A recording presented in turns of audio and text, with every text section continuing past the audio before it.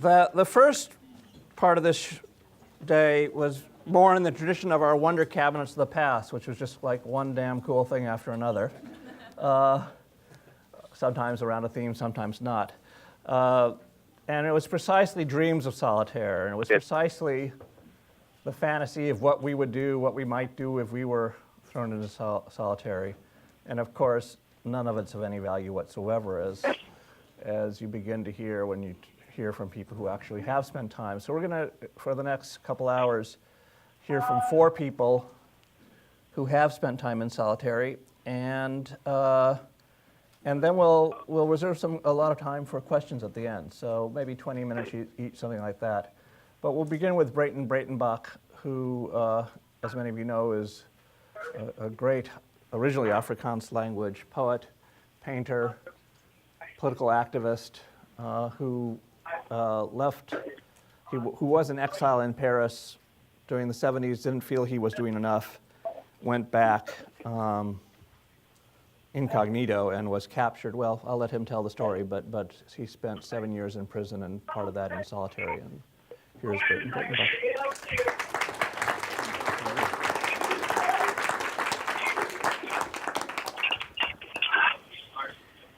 Well, if anybody should know the story, Ren Schutte actually wrote about it. And sometimes I think I understand myself better, the little bit that I do understand, looking at what Ren understood. That's one of the occupational hazards of being a writer oneself, is that one is continually shaping your own experiences, and I think thereby also, to a certain extent, shaping one's own memories. It's very difficult to re-access the rawness of the experience as it actually took place. And I don't think that's necessarily a very bad thing. As we heard in the first part of the proceedings today, I think people project and people imagine.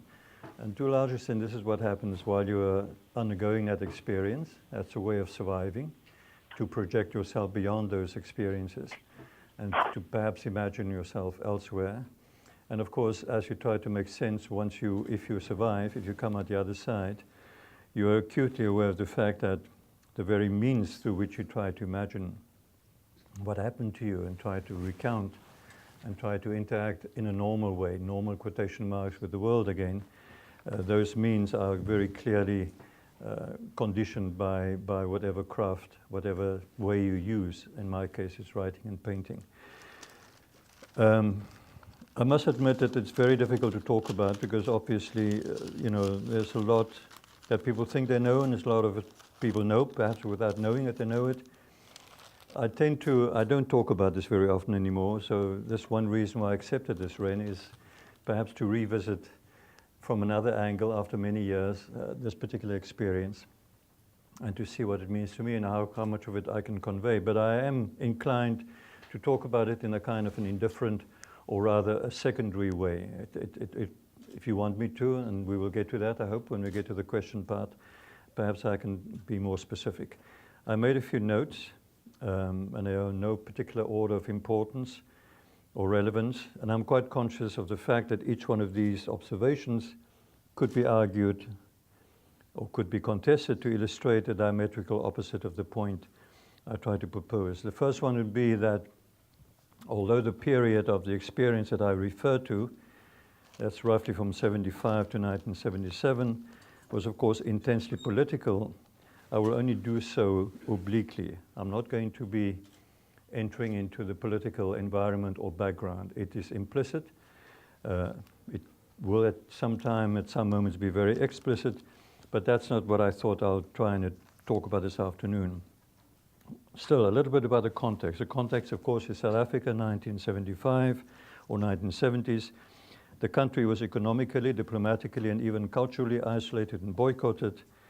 And by the way, perhaps just to bring it right up to the moment, as some of you may have noticed, the problems that were underlying the reason why the country had been isolated have not been resolved, not by a long shot. In fact, they're resurfacing in quite violent ways right now. You may have noticed that there's quite a lot of unrest at the moment in the country. One could say the country is burning in some ways. Apartheid was then a minority rule, There was still a law of the land. Liberation movements were banned and exiled. Internally, there was some underground resistance, largely driven by the United Democratic Front, made up of trade unions, student and other groupings, church groupings, civil society organizations. I was arrested in August 1975. I ran, as alluded to it, I was on my way back into the country in a rather foolhardy mission, clandestine, with an assumed identity. And I was actually arrested on my way out of South Africa at what was then the Jan Smuts International Airport, and has since now been renamed the O.R. Tambo International Airport. I was interrogated for quite an extended period, of which I do not remember very much, because one of the effects that we referred to, or we listened to this morning, losing a sense of time, very much happened to me during those first, what might have been a week, may have been 2 weeks, or may have been a month of intense interrogation by the Bureau of State Security and by state security officials. I was then later on charged with and convicted of terrorism and the Repression of Communism Act. This was in November 1975, and I was sentenced to 9 years imprisonment and sent to the maximum security prison in Pretoria, where in fact I was already then kept when I was taken back after the first few days and nights of intense interrogation. I was taken back to those cells. It was in the same city in Pretoria. And so it was, in a sense, just being returned after the court proceedings to an environment that I already knew. But now I knew that I had been sentenced for 9 years. We call it Beverly Hills. It's maximum security. I was kept in isolation in C-section. That was a part of the prison. My cell probably was a little bit more than 2 meters wide by maybe 3.5 meters long. I have to recall and I have to reimagine. You know, one does things like stretching your arms and you try and remember how many paces it took to get to the end of your cell. It had a door with a barred aperture at about chest height, covered by mesh steel wire, and above that, in a one wall at a height of more than 4 meters, a similarly meshed window without glass on a level with a catwalk outside, from where the warders on duty could look down on me. There was a bulb in the ceiling, kept on night and day during the initial period, a cement floor, of course, a wooden bunk bolted to one wall of the cell, a felt mat and a grey blanket that had to be kept rolled up, and a sanitary pail or bucket. All of these, together with the eating utensils and one's shoes, were kept outside the cell door during the daytime. Your cell door was opened, you had to put this out, and it would come back in at 4 o'clock when it was lockdown time, without the shoes, obviously. The food was brought by a trustee. We call the trustees in South African prison language, they call pimps. He was, of course, always under the supervision of a warder.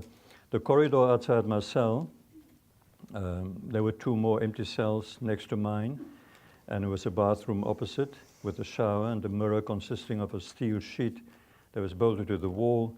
This corridor at one end gave onto a minute inner courtyard, which was covered overhead by a steel grid, and at the other end was blocked off by steel doors from the main C-section corridor. Now, this would be the territory where I spent my next 2 years, never seeing any other human being other than the pimp who brought the food, maybe a monthly visit taken out into an office to be medically checked. And for the initial period, the security police and the Bureau of State Security officials kept on having access to me because they thought they hadn't done with their interrogations. So they saw me, and of course the warders who looked after me. I never saw any other prisoner. I never saw any member of my family or anything like that. The prisoners or the warders who watched over me were not allowed to talk to me. Normally one would be locked down for 23 hours a day. One was let out for half an hour exercise in this yard that I just described. And during that period, or a little bit longer than half an hour, you'd also be emptying your slops, your pail, your bucket, and you would be cleaning the corridor, the one in front of the cell, which is done by moving on what we call taxis. These are little folded strips of felt material, probably leftovers of the mats, and you use those for cleaning. I'm looking at some people here who probably know the story from another country from more recent time as well as I do, if not better. Well, it was also Pretoria Maximum, and I think this is perhaps worthwhile pointing out, it was also the country's place of execution. Up to 7 so-called condemneds would be hanged every week, and this constituted the universe of sound within which I lived. The condemns, I mean, you can imagine if you have a catwalk where you have a window that is actually not glassed in, there's a reverberation from all the other sections of the prison. And the people due to be hanged were kept for the final days and nights in what was called the pot, which was a large collective cell, and they would be singing practically day and night before they actually were executed. And of course, beyond that was a shouting back and forth, people passing on messages and trying to communicate with one another. I was never allowed to do so, but I could, from listening to what was happening around me, I had a fair idea of who else was there and why they were there. And then they would be marched down a corridor, the main C-section corridor, on the morning of execution. So the sounds would be the shackles and the chains, the clink of those as the men are taken down, and then the sobs and the groans and the collective chanting. Because if there's a group of men being executed at the same time, there were sometimes women, but very rarely so. But when it was a group of men, you could very distinctly hear that the older men were trying to comfort the younger ones, not to be afraid as they go up to the gallows. So you lived by your ears very, very powerfully. So you would hear the clanging of doors, and of course then the silent shudder of trapdoors opening, running like a shiver of death through the prison. But it was also 1976, and it was outside the uprising of the students in the townships. There were battles fought. One sensed the agitation and to some extent the excitement of the prison population, both the warders and the prisoners, for different reasons. So one had, in a sense, by reverberation, you had a fair idea of what was happening in the city or in the country surrounding the prison. New batches of detainees came in, and because of the rumors of the world of beyond the walls, I think it gave one's isolation a sense of purpose and a sense of hope even. And that, I think, is important to point out. I started off by saying that I'm not going to try and talk about the political environment. That's not the purpose here, not now. But I think what managed to make it bearable, if that's the word, is that one had a sense that whatever you were going through was a small part of a much bigger process. And you could, to some extent, hear what was happening around you and how other people were going through similar experiences. It gave a purpose to it. Okay, I want to make a second remark before I actually get to what I thought would be the theme for what I would like to talk about, solitary as entry into the underworld. That's what I call my contribution. But the other remark that I need to make, I think, is I'm going to generalize. I know that the experience of isolation is always unique. It's probably informed by the person's age, by the person's experience, by the person's education, by the level of the person's motivation, by the religion, sometimes by the physical and the mental condition, etc. So I cannot generalize, and I would be using terms, and I will be using terms and concepts quite approximatively. I'm neither a scholar nor a psychiatrist, and you will have to bear with me for that. For instance, I use the term self quite often in my remarks, but I'm quite aware of the fact that we perhaps do not agree what we mean by self. we may have quite divergent definitions when we talk about this thing that we cannot pin down. But I needed something. I needed a kind of a prism, a kind of a movement in order to be able to talk about it. I'm also aware of the fact that as a writer and as someone who has used and transformed the material, of the distorting effect that hindsight and the words and the justifications, and of course the self-pity and the self-glorification may cause and may have caused in the past, as also, and that is something I became very intensely aware of, the slyness of the mind hiding from itself. Keep that in mind, whatever I may say. It may even be operating right now as I speak to you. Because the need to quench the unquenchable desire for understanding and perhaps for comfort, as the Swiss writer or the Swedish writer Stig Dagerman pointed out, is always with us. One is always projecting oneself also. Let me talk about 3 approaches to this notion of solitude being the entry to the underworld. For me, 3 planes come to mind, or 3 doors giving entry to this underworld. The first would be the physical environment. It is closed, you're closed in, it's restricted, it is bare, it is ugly. It's in fact quite deliberately ugly. It's nearly as if there's somewhere the intention by those in power to break down whatever comfort you may have had or may get from it being a little bit bearable in terms of the color used on the walls or the texture of the walls or things like that. So it is ugly, but this becomes a matrix. It becomes the extent of your movements. It becomes a retreat, and in fact, it becomes nearly to some extent a place of safety. That's where you know who you are. That's when you know where you are. This becomes home in many respects. It may be an unintended side effect. We call it to become institutionalized, where you become attached to what you do not have, as it were, where you become broken into what is available and to the conditions under which you live. And that in itself becomes, of course, in a sense, a lever that can be used, because the moment it is disturbed, the moment something else arises that disturbs the monotony or the rhythm of your incarceration or your isolation, you perceive of it as a threat, as a kind of upsetting that which has become familiar to you. It's come to the point where, for instance, later on during my time in prison, which was 7.5 years, and I was always kept by myself, although not in isolation as for the first 2 years. I was then later on moved to a much bigger cell, and at least I could talk to other prisoners going down the corridor.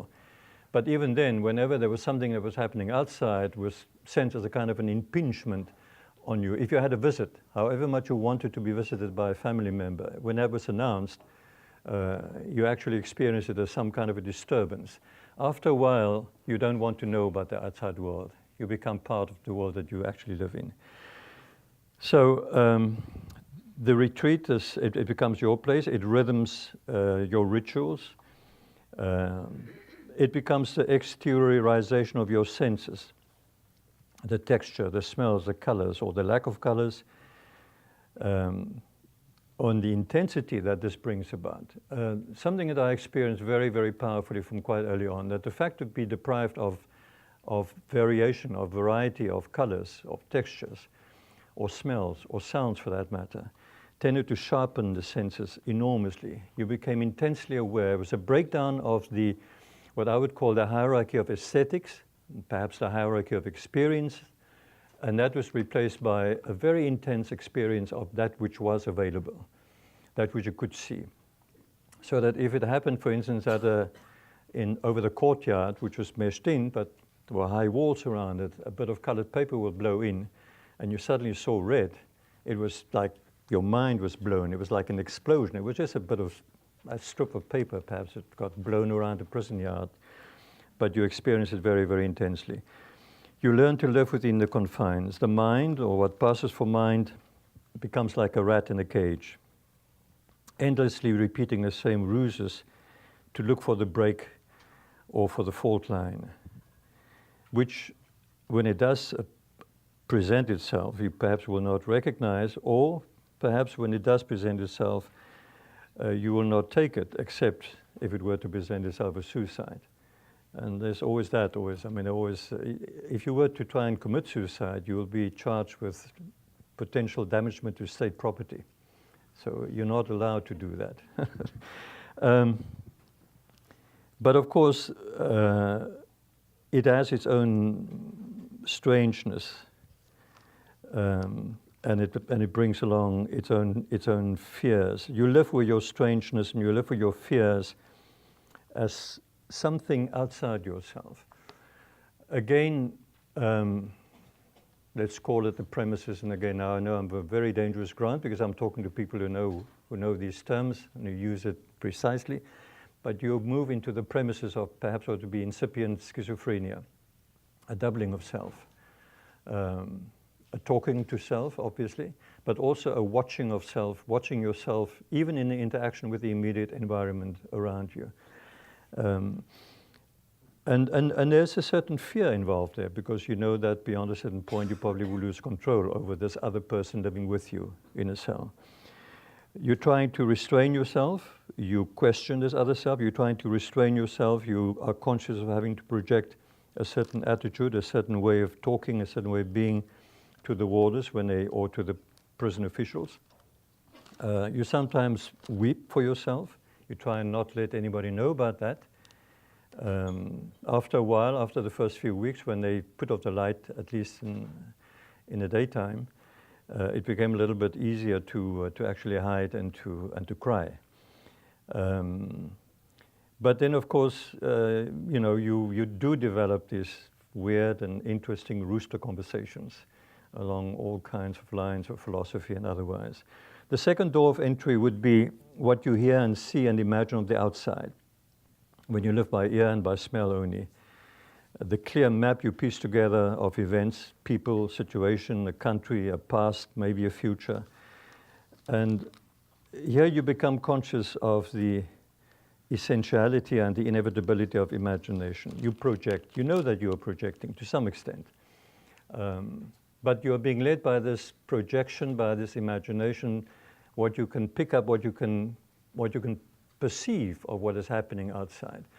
It is perhaps something akin to certain forms of meditation, where you're taught how to literally project yourself beyond a certain distance or beyond a certain confinement. And you extend your awareness of your environment in that particular way. Outside becomes visible because of the inside. And I was lucky in that I'd been exposed to forms of meditation before I went in, so I could perhaps understand what was actually happening to me to some extent.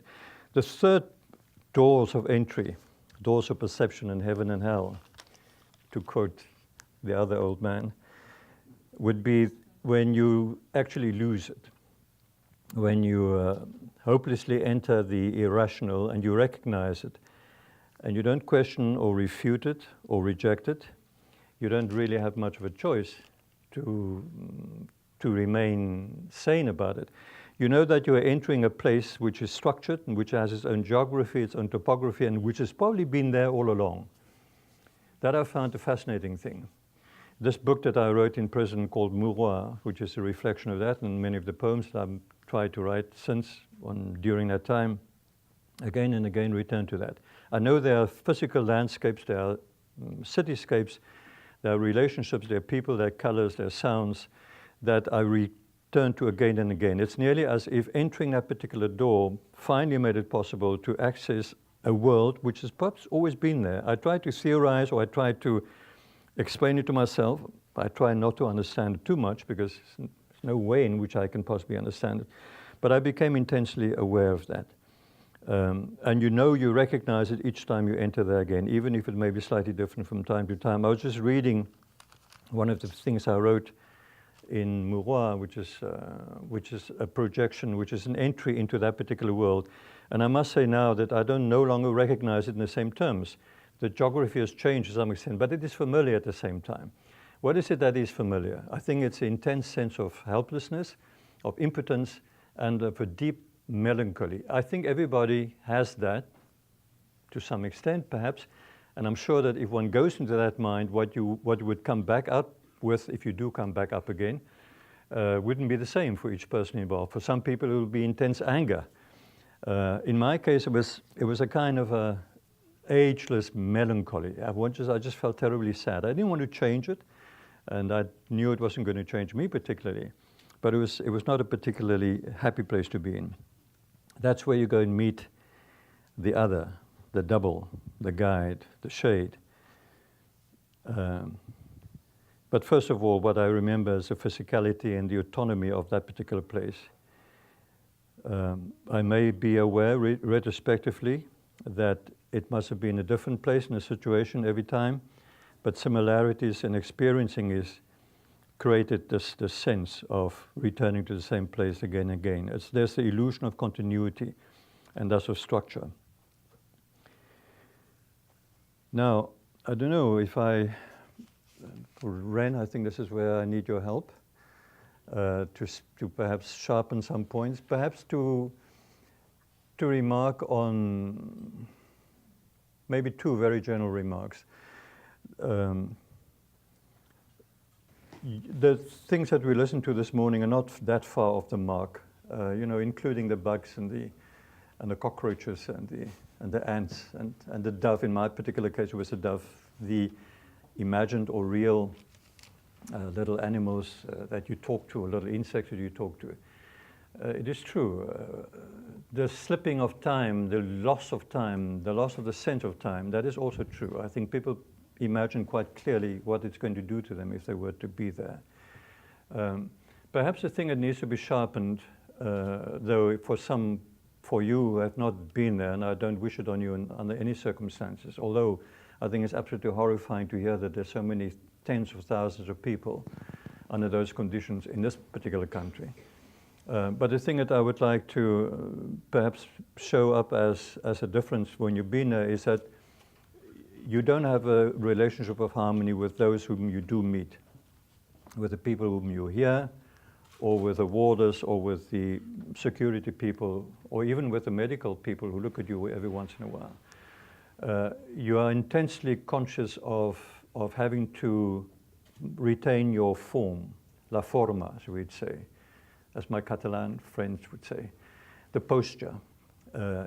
That's the curious thing that happens to one after a while. That you yourself are the only person who can make yourself survive, even if you lost sense of who you are, and even if you lost sense of time and of place, particularly of time. And of course, it's damn awful when you have no sense of ever coming out again. There's no reason why you come out on the other side alive. And of course, you know that the person who will come out won't be the same one who went in, as we were clearly told early on. But it's an intense situation of hostility, of animosity. And I think that conditions nearly everything else that happens. How does one, to some extent, survive? And I think that would be my final remark, Ren, before passing on to you. The one would be, I think, the awareness of the physical need to care for oneself, the way one would care in Buddhistic term for the 9 separating wounds, as it were. You don't become attached, but you know that if you weaken, you will become more vulnerable. Your attachment to yourself becomes a leverage that will be used against you. Your attachment to your own sense of importance, even if it's a political importance, even if you know you're on the right side, you're struggling for the right cause, even that attachment becomes a form of exerting pressure on you.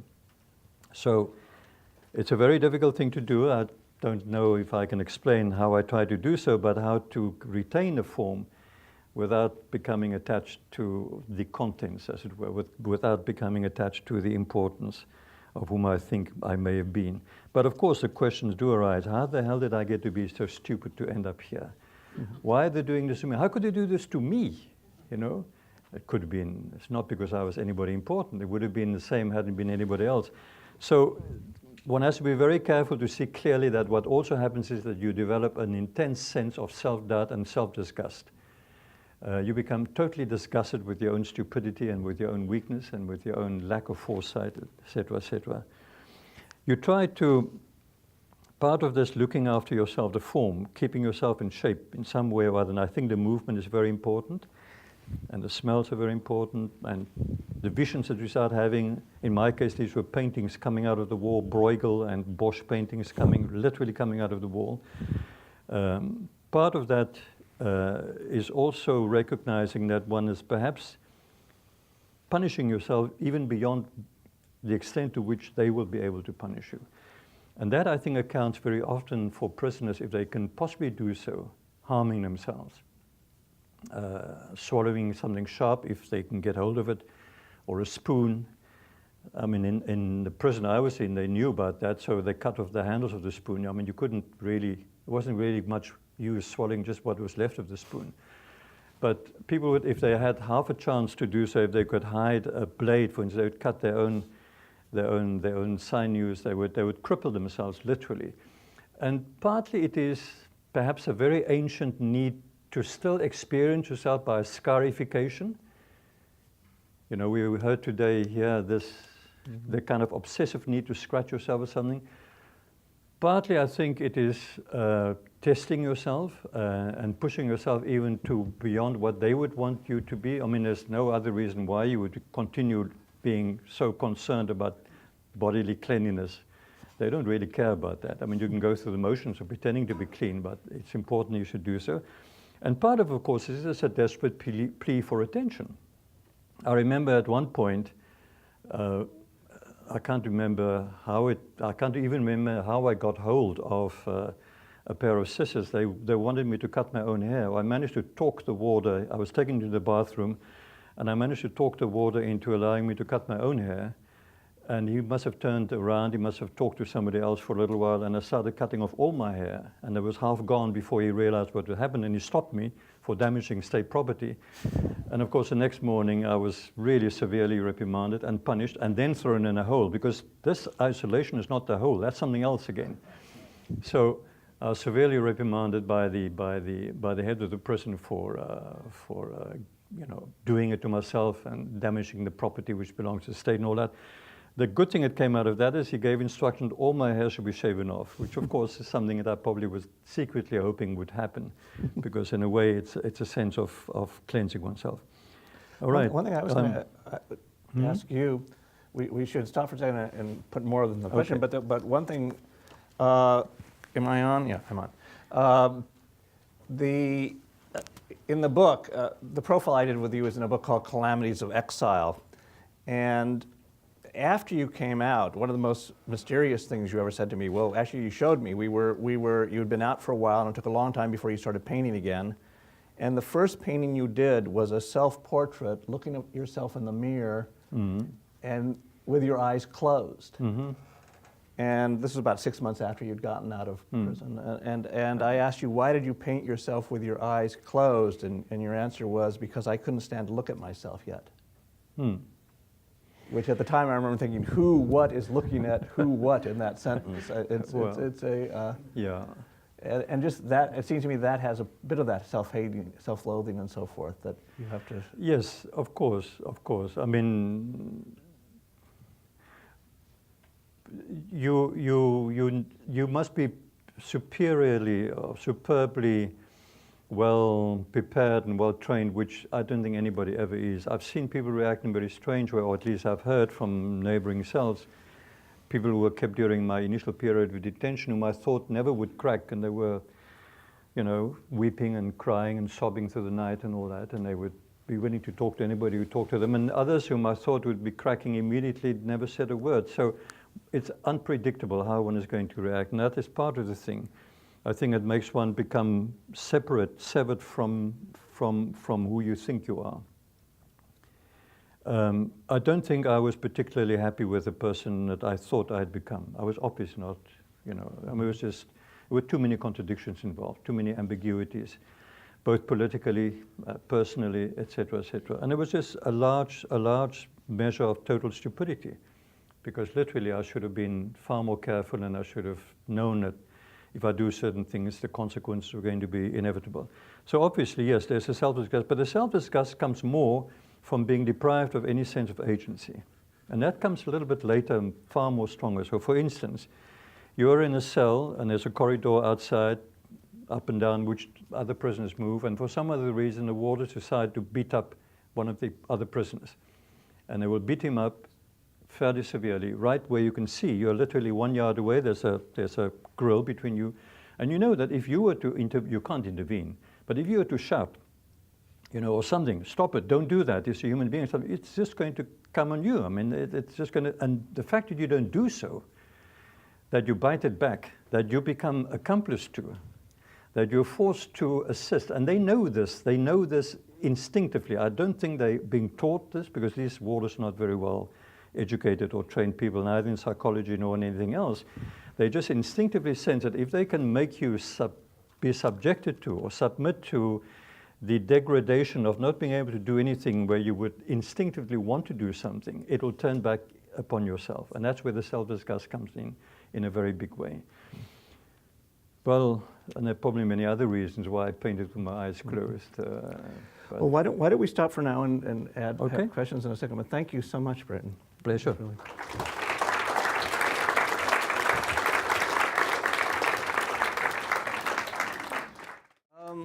The next thing we're going to do is contact Shane Bauer, who actually has been listening by phone. Are you there, Shane? Can you?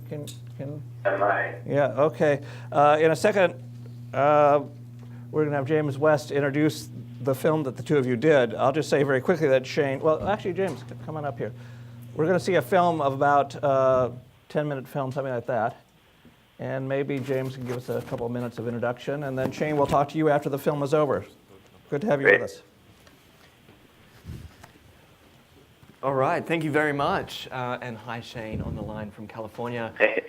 My name's James West. I'm a journalist and videographer with Mother Jones magazine. I'm based here in New York. It was my great pleasure and privilege to work with Shane Bauer on the short film that you're about to see called No Way Out. I think it's fair to say that both Shane nor I had any idea what this film might become when we met in a cafe in Oakland and embarked on what was meant to be an 8-hour road trip. It ended up kind of being several more than that. On our way to Pelican Bay prison near the border of California and Oregon, set amongst glorious redwood forest along the Pacific coastline there, this completely incongruous place, a supermax, the superest of all the supermaxes up there, nestled into this pristine, beautiful part of the world where sea lions bark into the wind and the Pacific Ocean laps. We didn't know what it was going to be like. I certainly didn't know what it was going to be like. Shane obviously had a lot more of a sense than I did. Explain who Shane was. I haven't said. Explain who Shane was in this context. I'm sorry. Shane Bauer, who joins us here, is a fantastic award-winning investigative journalist who was taken hostage with his friend Josh Vitara and his now wife Sarah Shord in Iran, and was held there in solitary confinement. I'll let Shane tell the bulk of the detail of that story. Upon his release, decided quite gallantly, I think, to begin investigating the situation here in America when it came to solitary confinement, and some of the somewhat disturbing parallels between what he endured there in Iran and what happens here in America, in particular Californian prisons. And those parallels will speak for themselves, I think, when you see what we put together. All we did know as we were driving up was that we had extraordinary access to Pelican Bay. And as a filmmaker and journalist myself, that was something that I didn't want to question as we were entering in there. And I had my small little camera there and was like, don't ask any questions, just film, don't ask any questions. And we spent a really amazing day inside this prison with unfettered access almost to various wards, not quite unfettered access, as you'll see. And what it came down for me, having looked at all of the material that we got and then speaking and working with Shane afterwards, was this is really a story about Shane's journey back into prison after several months after his release, first time being back behind bars. And that's what really captured me, and I think what really propelled us into the film that you're about to see. So this is No Way Out.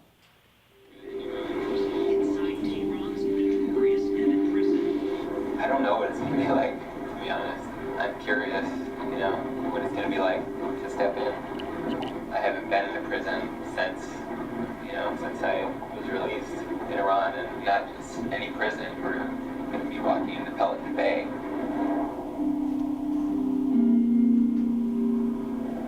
My name is Shane Bauer. They were hiking right along the Iranian border. In 2009, I was captured on the Iran-Iraq border with Josh Batal and Sarah Schwartz. Being sentenced to 8 years in We never knew when or if we would get out. Bauer denied the charges. I spent 4 months in solitary confinement. I didn't expect to find the same, or worse, back home in California. Solitary confinement was the worst experience of all of our lives.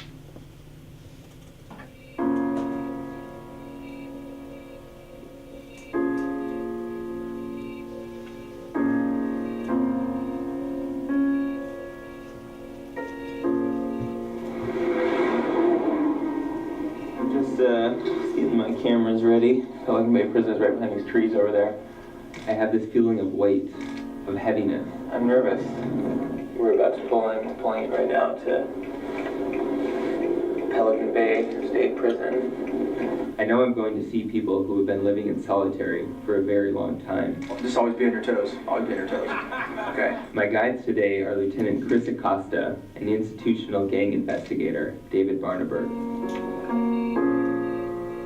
Pelican Bay, one of the first supermaxes in the country, is infamous for its security housing unit, or SHU. While some of these inmates are murderers, they aren't put in the SHU for their original crimes.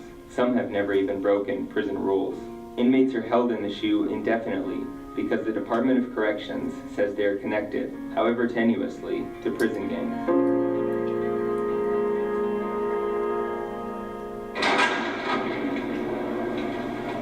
It's been 7 months since I've been inside a prison cell.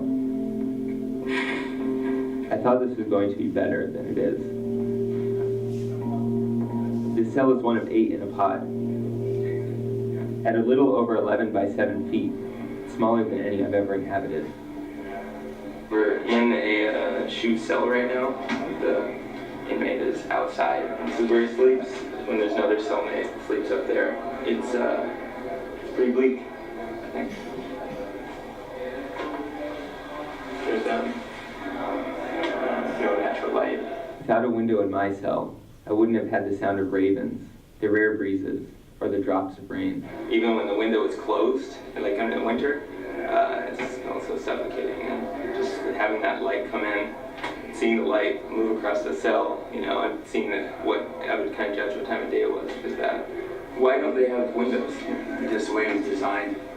Both. Why? I don't know. I can't explain that. The inmate would be in a cell, and then a food tray would be passed through the cell. If they ever leave the pod, prisoners have to strip naked, pass their hands through a food slot to be handcuffed, then wait for the door to open.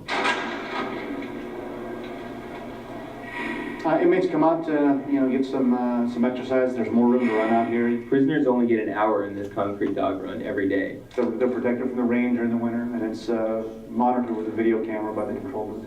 In Iran, the open-air cell I exercised in was twice the size of this. Iranian prison is never far from my thoughts. My guides are just as curious about my situation as I am about Pelican Bay. She's your girlfriend, right? Or fiance? Yeah. Are you still with her? Yeah. Okay. Did they let you guys kiss and all that? Yeah, there's no one out there. It's like this. There's a camera.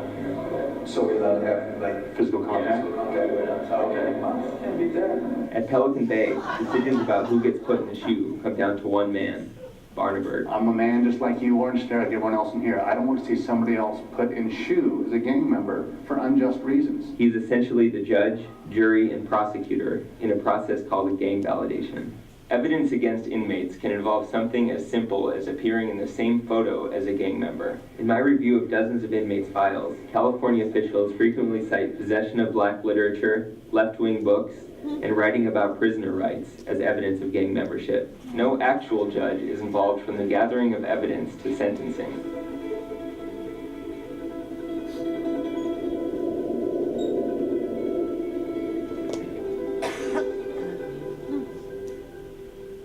Much of the evidence brought by gang investigators like Barnaberg comes from informants. It's confidential and can't be refuted. They've got multiple different avenues to review the gang material that's being used against them and challenge it. But Barnaberg says he has never seen a successful appeal in his 15 years at Pelican Bay. When journalists are let into the SHU, the only inmates allowed to talk are those who are informing on fellow prisoners.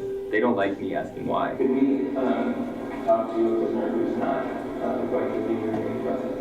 When we go up to the main lane, But within the SHU? no. We just always use these guys right here. Yeah, but why? But we just don't. Good to go? So my guides take me out of the SHU to meet Paul Bocanegra. He was in solitary for 12 years. It is punishment. It's meant to break a person. He got out by informing on other prisoners, a process called debriefing, which among prisoners can mean death. You know, you're going to be targeted for assault, possibly murder.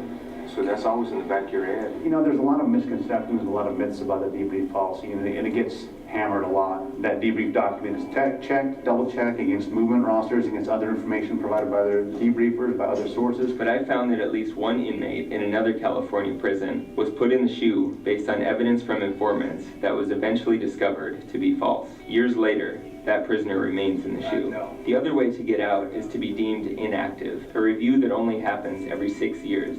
Many less prisoners get out through that avenue than by debriefing. And once you're validated, it's hard because you constantly have people leaving the SHU and giving up information. So it's like it's a revolving door.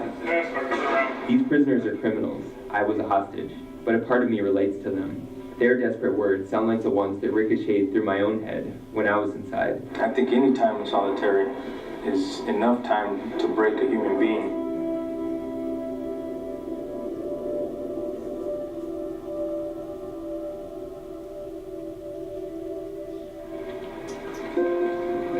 When I leave the prison, I head to the ocean.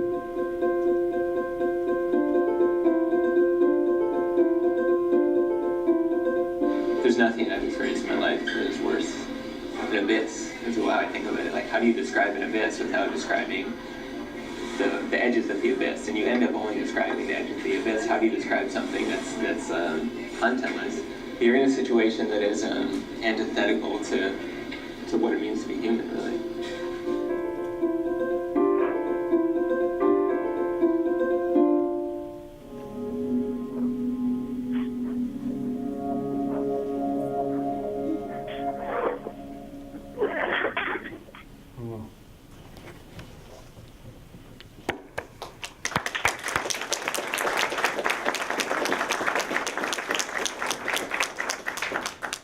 Shane, are you there? Yeah, I am. Yeah. Thank you for that. I should also mention that there's a terrific article that he wrote in Mother Jones, can you talk a little bit about what it was like for you in Iran? Yeah, I mean, so I spent, after we were captured, I spent, the three of us were in solitary confinement for 4 months, and then I was put in a cell with Josh Patel, but Sarah was kept alone for the duration of her time, 13 months. We were allowed to see her. After those initial 4 months, we were allowed to see her for about an hour a day. But aside from that, she was alone. Those first 4 months, you know, actually I think I'd like to read something that I put in the end of the article.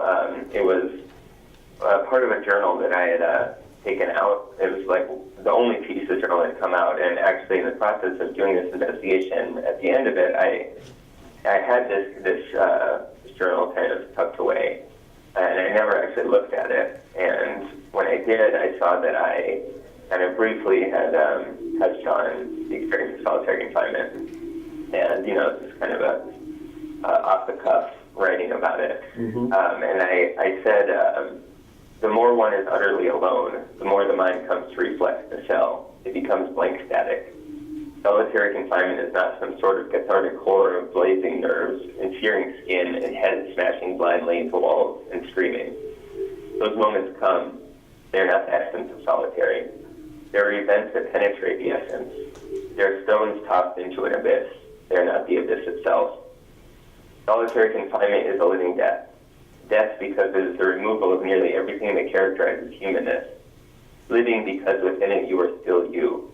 Lights don't turn out as in real death. Time isn't erased as in sleep. And, you know, this is kind of to me, it's kind of a raw, you know, jotting of what I was experiencing. But I think, you know, what I was really trying to get at, and in writing about this, and now working on a book about our experience with Sarah and Josh, it's kind of been, you know, really a challenge of how to get at that thing, that essence, which is essentially empty. And, you know, whenever I'm asked to kind of say, you know, what was it like, I kind of come up against a blank wall, and I think it's really a reflection of the experience I went through, where, you know, I'm sitting in a cell alone. I have a little, you know, window and a patch of sky, and I'm kind of, you know, like the previous speaker said, I'm watching myself. And not only am I watching myself, but I'm watching myself slip away from me. As the months passed, I became less able to think. I just thought less. I kind of was overtaken with lethargy, and, you know, essentially spending one day after the other looking at a wall. And the less that I had, you know, we kind of constantly have a dialogue going in our heads, but what I came to realize is that dialogue is dependent on real dialogue with other human beings, and it's kind of, in a way, a kind of copy of that.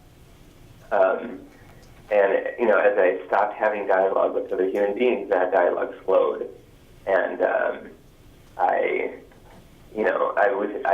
was in a situation where it is essentially completely and utterly predictable. And I think as human beings, we rely on unpredictability. You know, everything that we do almost has consequences that we can't predict. And this is the only situation that I have ever been in where that does not exist. Everything I do, you know, I have my orange and I toss it up in the air and catch it, and there's really very little that can happen unless I'm somehow interacting with the outside world, banging on my door and trying to actually get reaction, which I did a lot, kind of uncontrollably at times. Aside from that, there's no surprises. There's nothing outside of you, and I think, you know, as the previous speaker said, it's this situation of being isolated is extremely unique, and I think the reason is that you're just stuck with yourself, and when you're stuck with yourself, you are dealing with your unique life experience and your own demons, you know, that we all have, and it kind of at times becomes a battle between you and those demons, and there's really no way to conquer them. There was, I think for me, that was my experience, because, you know, there's no way to kind of put anything into practice. You just kind of sit with things and they never move. Can you compare the experience that you had in Iran with what you imagine the experience, particularly, for example, in terms of warders? I mean, what was striking to me about the warders in the film was their bureaucratic unflappability. And yeah. What about the warders in Iran? And or just no, I think, generally, what was the compare the experiences? I mean, I think what struck me in Pelican Bay was the similarity in the sense that these people, I think, are in a very small world in one sense, where they kind of, I think, don't have perspective outside it, and things like, where the guard said, one of my guides said, asked if I could kiss Sarah, and said, "You can't be that." That to me is, was a very striking example of, his kind of isolated world. I mean, when you said that, my first thought was I can think of a million things to beat that. But he, you know, so on the one hand, there's this kind of extreme isolation of there, and on the other hand, they're in this world every day where they are dealing with people who are in solitary, but they have no really idea what that means. So it's this kind of normalized situation. They see these people, you know, they go to their cells sometimes, they walk past them, and they see it with their own eyes, and I think in seeing that, they feel that they understand what it means, and they do not. I guess a more pointed way of asking questions is, would you rather spend a half year in solitary in Iran or in Pelican Bay? I mean, I think, you know, it's very, I kind of dealt with an article that, you know, it's very difficult to kind of compare the details, you know, in one sense, you know, I couldn't write letters, you know, the guys at Pelican Bay can write letters. I had a window, the guys at Pelican Bay don't have a window. My cell was bigger than theirs is. They're not allowed to make phone calls. I made 3 phone calls in my 26 months, you know, and it's, when you kind of tally these things up, it's really difficult to kind of compare, but I think the fundamental difference is the amount of time that these guys are spending in solitary confinement. I spent 4 months, the longest that I know of anybody in Iran, and I was in a ward of an isolation ward. It was essentially a ward for political prisoners where everybody was isolated, either alone or with a cellmate. And, you know, in the context of a cellmate, they're still isolated from the rest of the prison and the rest of the world. But the longest I know of anybody in that situation is 2 years, which is an extremely long amount of time to be in solitary confinement. But in California, in the security housing units, in Pelican Bay, there's 89 people that have been there for 20 years or more. There's actually one guy who's been in solitary confinement for 42 years, and I know that you guys will soon, I think, be hearing from Robert King, who is in a similar situation. This is, I mean, that I think is the fundamental difference, and you know, it's unimaginable for me, really, even having a glimpse of that experience. Well, listen, thank you so much. We will be hearing from Robert Hillary King next, but first of all, thank you for being with us here, but also thank you for that film and for your reporting. It's really quite amazing. Thank you. Yeah. So next we're going to hear, speaking of people who were in solitary for longer than 2 years, Robert Hillary King is known to some of you as one of the Angola 3. These are 3 prisoners from Angola prison in Louisiana who've collectively spent coming on a century in solitary. And Robert Hillary King himself spent 28 years in solitary for a crime for which he was subsequently exonerated, and is an absolutely astonishing person. After this, during the break, he is selling his book, which is his account of those years, but maybe you can come up here, Robert, and talk to us a little about it. Thank you so much.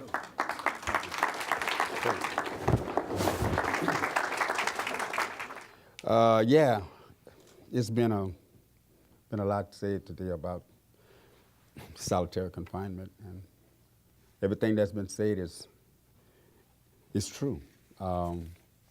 You know, a long time ago there were some folks who thought that prisons were capable of rehabilitating. They had the belief that if you went to prison, or if you was in prison, and if you were there for a certain period of time, that this could be one transforming experience for you. They came up with the idea of what we've been talking about today, solitary confinement.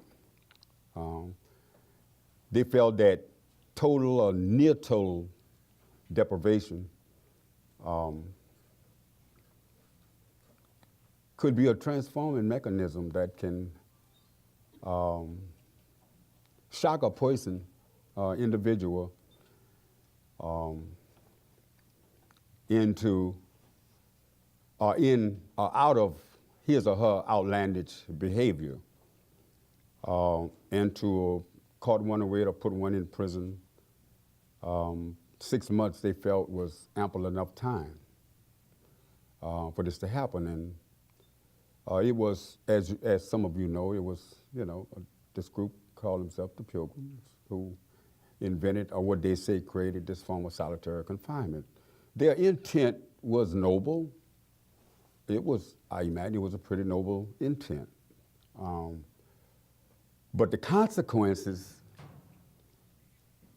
were terrible. So the point is, if a person thinks that prisons were made to transform, a person can evolve in prison or devolve, but it is self-will.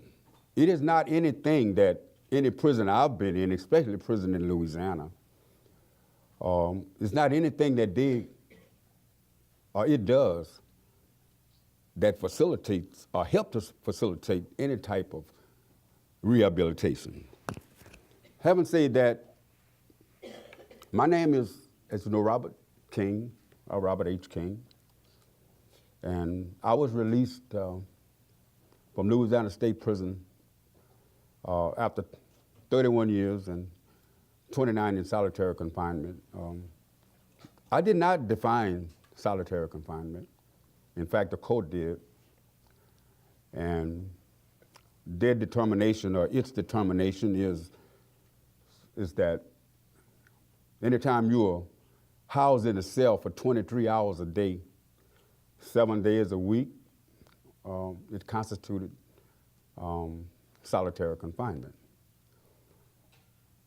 A court has yet to determine whether or not solitary confinement per se is unconstitutional. But what a court has done, in many cases, and in a case that we have, the court has said that the amount of time that you spend in solitary confinement is what determines whether or not the Eighth Amendment violation, whether that was an Eighth Amendment violation, whether or not it's cruel and unusual punishment. But you've heard testimony today, and I'm a witness to it. One day in solitary confinement can be like 1,000 for another individual. As I was pointing out, I was given a 35-year sentence, arrested for an armed robbery. They wanted me to plead guilty. I had a previous record.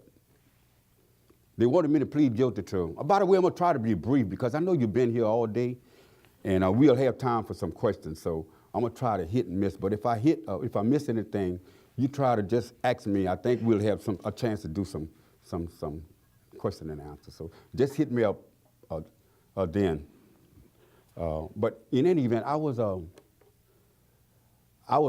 arrested and charged with the robbery. The evidence against me was really flimsy. They offered me a certain amount of time in which I refused to take. I refused to accept it because I had already had a previous record, and I had gotten a 10-year sentence. It was 4 people was charged in a robbery in which only 2 people had committed this robbery, but 4 young men, at the time I was 17 and a half, 18 maybe, for fear of getting 30 years at the time. Of course, since that time, it had multiplied.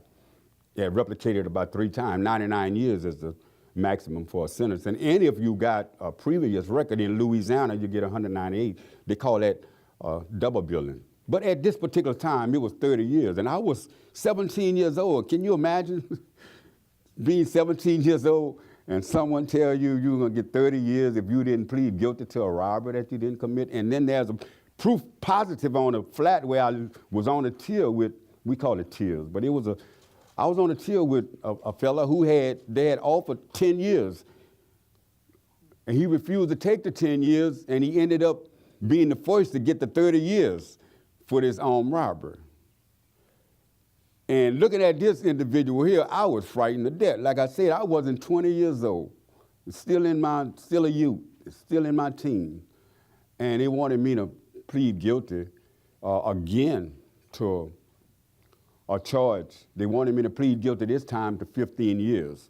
I had pled guilty previous on a robbery. As I pointed out that only 2 people had committed, but 4 people pled guilty and went to prison for it. But on this particular one, later, this subsequent robbery, they wanted me to plead guilty to 15 years. Well, I didn't have to tell you. At this particular time, I had begun to see, you know, I'm a post-World War II baby, by the way. I was not politically aware, politically inclined, but I understood racism and discrimination. I understood that while I couldn't articulate it, I understood that there was a discrepancy that was going on in society that just was not true. But I also understood this, that people were defining me and saying things about me and writing a history about me and my people and my family that was not me at all.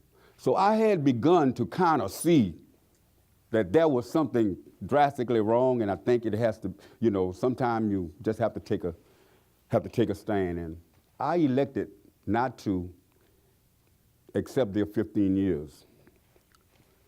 They became angry, and I went to trial. And they found me guilty in a verdict of 10 to 2. 2 people say no, 10 people say yes, despite the fact that the so-called identification of the perpetrator didn't remotely resemble me. And that is a true. All of this is record. It is on the record. It didn't remotely resemble me. The point is, I was arrested and charged, and I was offered this particular time, elected to go to trial because I wouldn't plead guilty. Then they found me guilty and gave me 35 years at hard labor. And as I say, that at this time, I was beginning to become aware of what was going on. They got angry with me and gave me 35 years, but then it was time for me to get angry. I began to put things in perspective then. This was early 70, February to be exact. I began to put things in perspective, and I began to make the connection. I began to see that, you know, even though the 13th Amendment allegedly abolished slavery, now I'm looking at it, now don't get me wrong, hey, I might have some radical ideas. My idea is probably different from yours because you haven't been in a position in which I was in. So my thoughts might be radical. They might even be extreme to some degree. So forgive me a little bit when I say in my thinking that this is what I conjured, this is what I decided.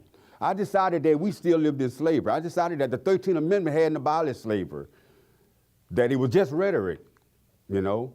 The word don't even say slavery was abolished. It goes on to say, it makes an exception. You know, slavery and involuntary servitude shall exist on these shores except, you know, one who has been duly convicted of a crime, you know. What does that mean? It means this, that if you get duly convicted of a crime, whether you're guilty or not, then you become a legal slave. And this is where I begin to make, you know, these connections. It was in a cell. And the cell, by the way, was 6 by 9 by 12. In the space, you've heard how people say you could walk a certain length of a pace and you have to turn around. You could stretch both arms and it hit the wall. And you were there. There was no way. And if you had, in Angola prison, if you had 40 years, at the time that I was arrested, you did most all of that time. Now, if you had 40 years, if you get 40 years in prison, you do at least 38 or 39. But if you got a life sentence in Angola, in which, and I'll eventually, some of you probably know about my case, and you probably know that they could not keep me in prison. I was going to eventually discharge on this other sentence. They ended up putting another charge on me, got inmate to say that I had participated, despite the fact that the officer on at the time was on. He did not see me do anything. He saw this other inmate stabbed another inmate to death in a self-defense gesture. But they got someone to say that I had participated in it. And as a result of that, they also charged me. Matter of fact, they charged 13 people on the flat with a murder that they know only one person had committed. They charged 13 people on this hill, but prior to being charged with this murder, when they eventually sent me to Angola from the New Orleans Parish Prison, oh, and by the way, when I say I got mad, I got angry, I want you to know I did get angry. I got mad. I began to see myself as being treated like a slave, and the only right that a slave had was the right to rebel. And I took advantage of that. I saw myself as being treated like a slave, not that I was a slave, but I was being treated like a slave, and the only right that I had was to rebel, and I did. I escaped. And I ended up getting 8 years for what they call, quote, aggravated escape. No, seriously, it doesn't matter how you escape. I wasn't trying to be nice. I wasn't trying to hurt nobody or kill nobody. Nobody got hurt or killed. The only people that got hurt or killed was the people who attempted to leave and did not make it, and they were beaten pretty bad. They were beaten pretty terrible. But however, yours truly, I was one of the ones who made it, one of the few who actually made it out of prison. So I got out of prison. That was my way of fighting back. I saw myself as being, a slave, and I decided to do something about it. I took the only right that a slave had. However, this was short-lived. I was out there a piece of time. Someone saw me and dropped a nickel on me. That's what we called it. Oh, by the way, the telephone, way back then, that's all it cost, a nickel. That's all it was, drop one nickel. But anyway, somebody dropped a nickel on me. And when he dropped this nickel on me, they found me and came to where I was. And they charged me with aggravated escape, and they ended up giving me 8 years.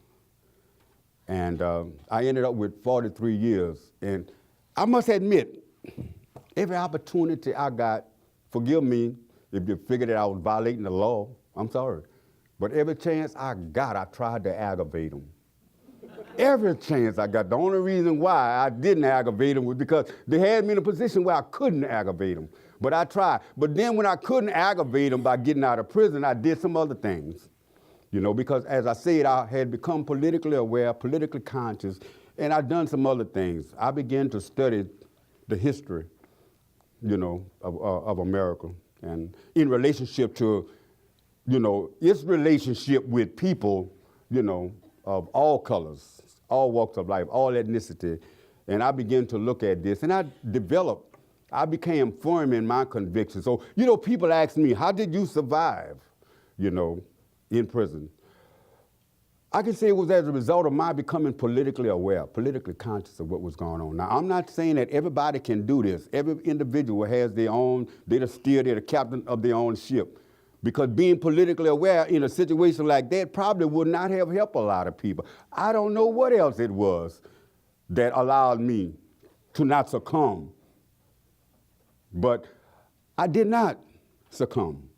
But in any event, I had 43 years, and at this time, that was, as I pointed out, that this individual was killed in self-defense. And by the way, they had charged me with, I had become a member, I must admit, I became politically aware. In 1969, the Black Panther Party, some of you know about the Black Panther Party, and by the way, they try to demonize them. I don't want to validate the Black Panther, because the Black Panther, I've been all over the world, and the Black Panther Party is really beloved and loved, because their program was one that was so, and by the way, all this talk about off the pig and all white is this, don't believe that. The FBI played a great role in deceiving and demonizing the Panthers. they was not like that. And by the way, there was some whites also in the Black Panther Party. I know some of you probably, surprised to know that, but I know some today who were in the Black Panther Party. Big deal. But I'm saying that what you think and what actually is totally different. But I'm saying this, that the Black Panther Party was demonized. I kind of liked it, what they were doing. Matter of fact, I kind of liked it when they say we want freedom, power to determine our destiny. Because we were not given this, not at all. Even though the 13th Amendment and then the 14th Amendment came on the set, a due process, and which made it everything more complicated with me, because if the 13th Amendment, freed me from slavery, why should I need a 14th Amendment for due process? It just didn't make no sense. It was a whole bunch of tomfoolery type rhetoric, that if you're a box thinker, if you think in a box, then you believe this. And I'm sorry, I just got out of, anyway, that particular box. And I don't want to apologize for it neither. Don't want to sound like I'm apologizing for it. I got out of that box and I stayed out of that box. But in any event, it was pretty costly. It cost me a lot. It costs a lot sometimes to stand up. But, I also have a book, and I ain't trying to sell a book, don't get me wrong, but if you buy it, it'll be all right. But I written a book called From the Bottom of the Heap. What I had in mind was this, that when you're at the bottom, there are so many layers that you got to push through in order to be heard, And, I say, well, I'm at the bottom of this heap and I got to scream real loud, in order to be heard. And just writing a book wasn't the only way that I screamed. They had decided and decreed that I would be held in solitary confinement or in CCR for the remainder of my period of time. I say, well, okay. I say, while I'm here, even though I made the decree, and it was psychological, it wasn't physical, because I'm telling you, I'm not trying to minimize prison. Don't get me wrong, prison is horrible, it's terrible. It kills, it dehumanizes, it debilitates, But my concept and my thought was, okay, I'm in prison, but you know what? Prison isn't in me. I was not, my political consciousness and my awareness would not allow prison to exist in me. Now, don't get me wrong, even with all of this, it was horrible. Every day. I mean, you're there 24 hours a day, and if you're in prison, because I subsequently got found guilty at the time for allegedly participating in the death of this inmate. And if you were in prison, I got found guilty and they gave me a life sentence. If you got a life sentence in Angola, you got a life sentence without the possibility of parole, probation, or suspension or sentence, unless an intervening appellate court come into the picture. When they come into the picture, you have to color your claim with innocence, and then there's the law that prevents you from even going afterward, because there's a procedure law that prevents people from exercising or even invoking the innocent factor, even if 20 years later evidence is uncovered that you were actually innocent. There are laws, procedural laws, AEDPA, there are some lawyers in here, Anti-Effective Death Penalty Act that was signed into law in, 95, came into law in 96 by Clinton. He gave them went with the Republican and greased their palm a little bit. He wanted welfare reform, they wanted prison reform. And this is how all this stuff got up. They kind of compromised, they negotiated, and they came together and sold people out, But in any way, if you have it, a life sentence in Angola, you got it without the possibility of parole, probation, or suspension of sentence. And you were there, you'll die. And in fact, there was, the warden had claimed that, he had a grave for me and that my name was written on it. By the way, there are two graveyards in Angola. Point Lookout. Angola is 18,000 acres, by the way. 18,000 acres of land, and that is pretty huge. One graveyard is Point Lookout, if you want to call it that, was filled when I left. I left about 11 years ago. I'm told the other one is nearly filled. Angola has 5,000 more than 5,000 prisoners. It is considered the maximum security prison in Louisiana. Angola has about 12 institutions. In 1970, when this first happened, they only had 2 prisons, maybe 1 adult and 1 juvenile prison. Now they have 12. And if you go to Angola, you're in Angola, you're there. You go there with alphabets, and you go there with numbers. You know, alphabet would be like, you know, if you got numbers, you got 99 or 198 years or something. I'm sorry, numbers. But if you have the death sentence, you got alphabets. But what in Louisiana, there's no difference at all. What you see in Louisiana, in prison, who adopted the same method around the country. What you see in Angola, you're going to see it almost everywhere, you know, around the world. Because you have people, if they are in prison, they have a life sentence, they can do a life sentence in solitary confinement. And it was decreed that I would do my time, all of my time, which was life in 43, in solitary confinement. You know, but however, you know, that was the thought of the warden. He had said, well, King, we definitely got a grave for you. And this would accentuate my point that you're a legal slave. Because if you go to Angola and if you die, your folks, even if they want to claim your body, the state do not have to give it to them. You see, you belong to us and we're going to bury you here. And this is what so this is, you know, proof positive that slavery exists. So, you know, my point, and I know I can't tell this story in one big whop. You got to sort of hit and miss. But what I want to do, what I would like to do, you know, and I know that it's great to see so many people now in mainstream media now who are talking about prison, who have, you know, put prison on the radar, got it on, you know, scrutinizing. We have to kind of redefine prison, how prison arranged. I think once we redefine prison, the method and our approach to dealing with it become much greater. Don't get me wrong. Let me tell you, I know there are people, I can't tell people how to struggle, or what to struggle, or which way to struggle, what method to use. All I encourage people to do is throw pebbles in a pond, because I am a firm believer, you know, in the principles of cause and effect. If you throw a pebble in a pond, you're going to get a ripple. Just think collectively, all the people combined throwing pebbles in a pond, just think not just a ripple you're going to create, but you're going to create a wavelength. And the people, in my opinion, they are the one. That's where the power, it was people who decreed this. You know, it wasn't until during Chattel.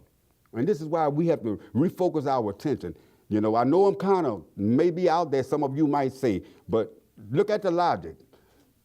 Check the logic out. It wasn't until it was thought at one time, you know, that slavery was moral, and the slave owners that implemented this peculiar institution thought it was moral as far as they were concerned. But it wasn't until the people as a whole, people in America, cross ethnicity, realized that this was something that was repulsive and it was immoral. This is the only reason why slavery as we know it was abolished. People had begun to see it as being morally reprehensible. And this is when you put prison in that context, you put it in the context of slavery, then you got a method, you got an approach that you could say, well, you know what, there's some logic to this. You know, in America, what they do, and don't get me wrong, like I said, I travel all over the world. I try not to trash America. I say America is a beautiful place. I say America is heaven for some. If people believe that, I agree, it is heaven for some. But I put America in perspective. I let people know that America might be heaven for some, but it's hell for others. And if you ask people in prison, you ask someone who has been convicted for a crime, that they get someone from the grave who was actually innocent or who was executed and see how they feel about it. They will also tell you what I'm saying. America might be helping. They might not even put that part. They will tell you America sent me to hell, unjustly. So, the point is this. I think we have to refocus our attention on prison and how prisons, are operated. Until and unless we do this, until we take a different approach to what prison is. And don't get me wrong, look, I know there are some people, some of you probably want to say they need to be put away and never get out again. And that even may be true. But there are so many other people, and they're paving a highway, in which they could implement this to any number of people or any segment or half of the population if they really wanted to. Prison is something that we have to look into. I think Dostoevsky and some other folks, some other famous philosophers say something. If you want to gauge a society, want to see how this society is ran, go inside its prison, because inside its prison you could determine what type of society you live in. And if you go to the prisons, go to American gulags, go to these prisons. When you do, you will get a picture of what the American system is all about in relationship to poor people and other people who have been dispossessed nearly all of their lives throughout generations after generations after generation. But, we could go on and on and on and on talking about this, but there's time for maybe a few questions. And I'm going to I know you, like I said, you're tired, and I just want to just cool out a little bit. If you got some questions for the rest of the panelists you want to answer, if I could answer questions, if you got any directed to me, it's okay if you didn't, but if you did, I'll do my best to answer the question. But I thank you for your time. I appreciate it so very much. Thank you. All right. Tim's off and we're all set together, okay? We're all set together? Okay, cool. Come on down right now. Hi, good afternoon. Can you hear me? Yes. Can you hear me okay? Great. After following someone who did over 20 years in solitary, I feel like one of the guys we used to say, we could do that. I only did 7 years. I could do that standing on my head. I mean, that's 20 years. I can't get my brain around 7 years, but trying to get my brain around 20 years is now impossible. Unfortunately, I missed a lot of the program earlier this morning, but I'm happy to be able to hear the testimony of the people who have come here before me who have done time. That's actually something that see, I don't do this. I don't talk about this publicly. I've been asked many times. I have co-defendants and comrades who have talked about their experiences in prison and isolation, and I've been pretty adamant about not taking this on. It's difficult for me to get through it. It's also, it's just painful to go back and revisit that period of time when you leave those iron doors, and when they finally slam behind you, you leave that person behind.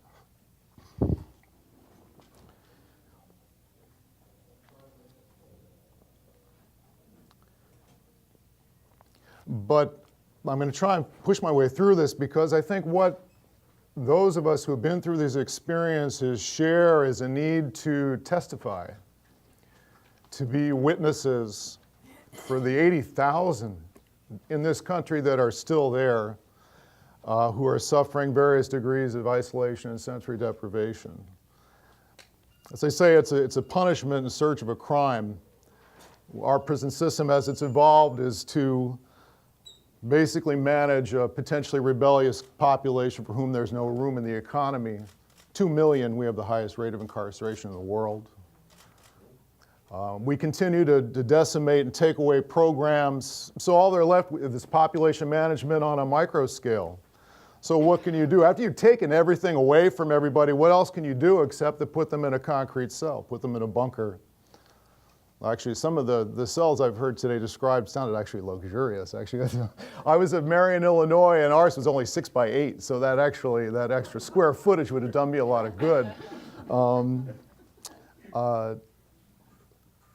some of the things that I've heard about what people would do with their time in isolation, some struck me as humorous. Some of them actually were very precise, but the ones that you'll really find out about is you find out how many handstand push-ups you can do during a day.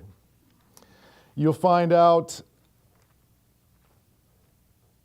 how you can fall in love over and over again with the voice of a faceless news anchor, and then by the end of the day, you're convinced she's in love with you too. The other things that you learn is how to make a donut out of toilet paper, put it on the end of your stainless steel, I know you know what I'm talking about too. You put it on the end of your stainless steel toilet, get that thing going like a little hot sterno and cook hot water in a plastic milk can to make coffee water for yourself. That's one of the skills you learn in solitary confinement. You'd learn it too. I mean, that's the other thing is that people always ask, how did you do it? How did you survive? I could never survive. Well, hell yes, you could. I'm here to tell you you could. And people do it all over the world. There are 80,000 brothers and sisters in the United States right now who are doing it, and you could too, if you had to. And the thing that you also learn is that the changes that take place in your heart and soul and your body are so incremental you barely perceive them happening as they're happening. The damage that takes place is not something that happens overnight. One night in solitary, I mean, nothing's really going to happen to you. 2 nights, nothing actually. 3 or 4, it's the incremental things that you can't really measure on a day-to-day basis. But I'll tell you, one thing that does happen is the terrain between consciousness and the dream world starts to become blurred. This actually happened for me my very first night in Marion. I have to recount this story because I still think it's hilarious. I had the benefit of having come out of a political movement, and I knew why I was there. In fact, I was eventually incarcerated for and convicted of a lot less than I actually did. So, there you go. So, they had me dead by rights. What got me there, we can have a long discussion later on about, my political work. I was part of an armed clandestine movement that was foolishly trying to stop the wars in Central America in the early 1980s. But my first night in Marion, Illinois, I had this dream. I had a dream that I was in the space shuttle. And it was one of those dreams that just, it was really fucking happening. And it was like I could feel pulling the G-forces. I'm being pressed back into my chair, and I'm like being lifted up into space. I could swear I was on the space shuttle. And I woke up the next morning, and I'm in this concrete bunker, and I was still convinced that the dream was real, and that I had been incarcerated because I was the first radical into space, and they found out. They found out a fucking communist, and we put him on the space shuttle. So it's like, what did we do? So, I mean, there was a part of me that held on to that as like being true, and I was like, that was my first night. That was my very first night. It starts to get blurred, and I noticed that would happen over time. The things that you dream about start to manifest themselves in your waking hours. Another humorous thing that I noticed is that I found my nightmares a source of great amusement, because here I am in Marion, Illinois, and the things that I would dream about, that I had nightmares about, I would wake up, I would dream that I was on my college campus and I had papers due, and I couldn't find the combination of my mailbox because I knew my professors were trying to communicate with me. And then I'd wake up and, holy shit, oh, I'm so glad that's not, wait a minute. Oh, shit. So talk about getting, this reverse thing happening. That was...